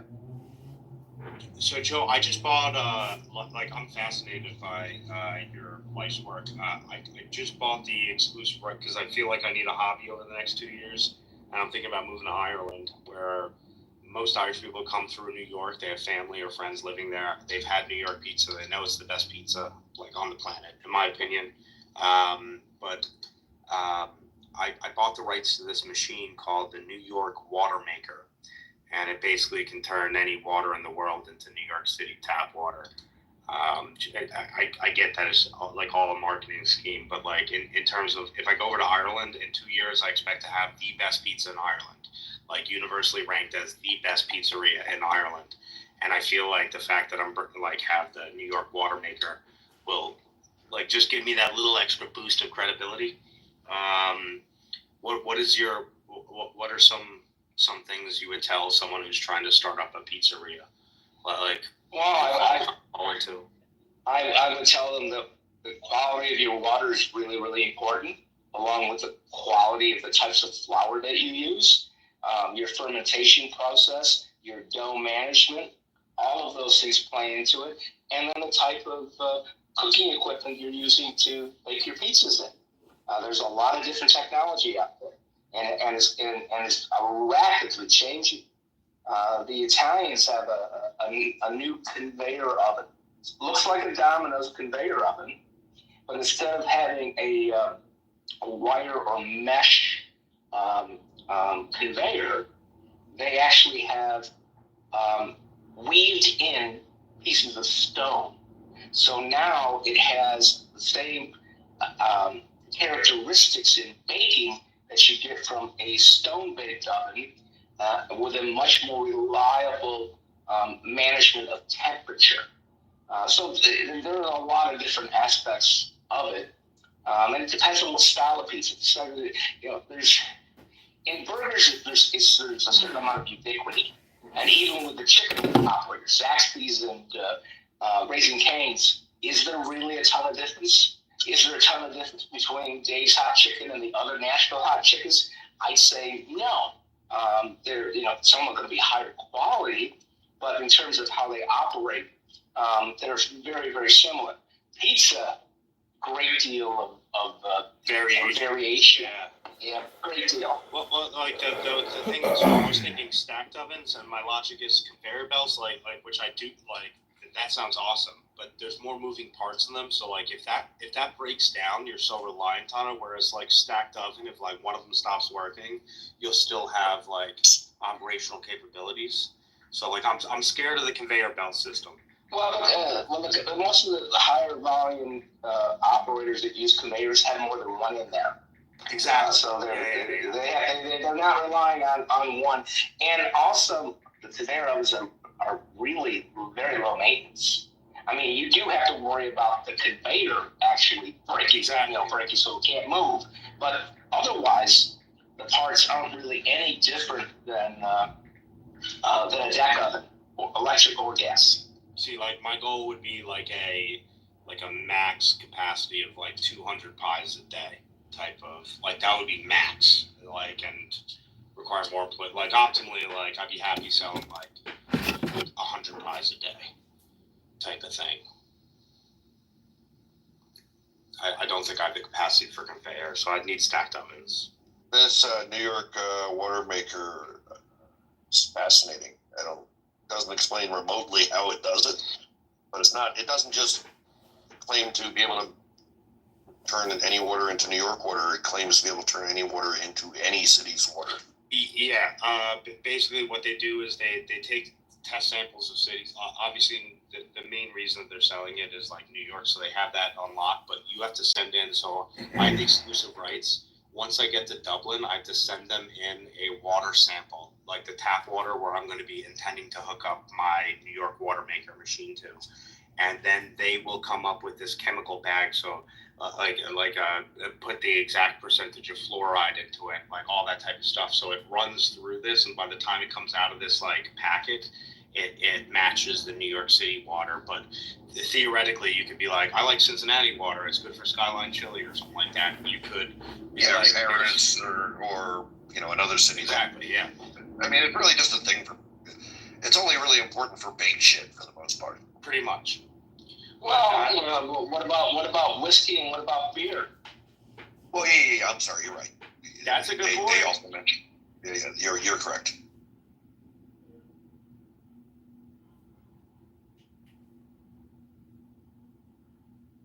Fascinating. If technology actually works. It's actually more fascinating when you see how it was invented, because it was a show called Staten Island Hustle on CNBC. It was right after The Prophet, Prophet seasons like 4 through 7, and it was these like Staten Island investors, but they were kind of like hustlers a little bit. Like they definitely had a little bit of juice, and like one or two of them probably knew mobsters. I'm not saying they were in the mob or anything. And they came up with this idea of this New York water maker. and they went to this company in New Jersey to help manufacture them. And then at the end of the episode, it was so funny because the guys were like, okay, so like you guys can be like the sales distributors on this. And they're like, no, we own this. And they're like, no, we own this now, because it was like a weird episode where it was like, it was shocking. Like, these guys came up with this idea. They went to this company built it, and then the company decided to keep it for themselves. And then they just let them, I guess. But I got the exclusive rights in Ireland. That's a really bad deal. Yeah. Whenever you sign a contract, you know, the work for product provisions is, you know, you might be working on this. You can create all this, but at the end of the day, we own the technology. We own it all. That's how a work for hire works. Yeah, exactly. It was a fascinating episode, which I was like, it left me with more questions than answers. But if you just type in Staten Island hustle, New York water maker, that's like where it was invented, and that's how it came into my knowledge. And then I went to Las Vegas and I saw a couple of pizzerias that had New York water maker. Like, it's a sticker on the front of their window that, like, I don't know, advertised that. But that's what, like, it came into my consciousness from. But it's still doable. Like, the machines cost between $12,000 and $24,000, and then it cost me $15,000 to get the exclusive rights on the island of Ireland. So that includes Northern Ireland. But I also get to be the exclusive salesman once I'm in the EU, once the business is started, provided no one else pays money for it beforehand. So it'll be a pizzeria that's also like a selling point. Like, hopefully I can get Polish people and Italian people and German companies to like buy this machine as well, and I get commissions off of that as well. Like, it's a sweet deal. It's incentivized me to move to Europe for like 2 years, see if I can make a go of it. If not, cut my losses. That's why I want to do a small pizzeria of it. The sticker may cost $25,000. Sorry, the oven maker or whatever, but the sticker could only cost 2.5 cents. That's true. I was thinking about that. I was like, I could just pay cousins to go on vacation in New York and come back with a bunch of Poland Spring bottles in there. It's all psychosomatic.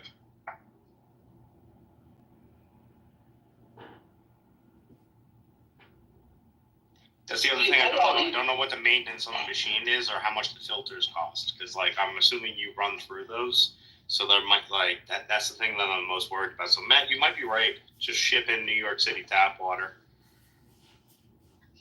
Well, besides the tiny mollusks, it's good.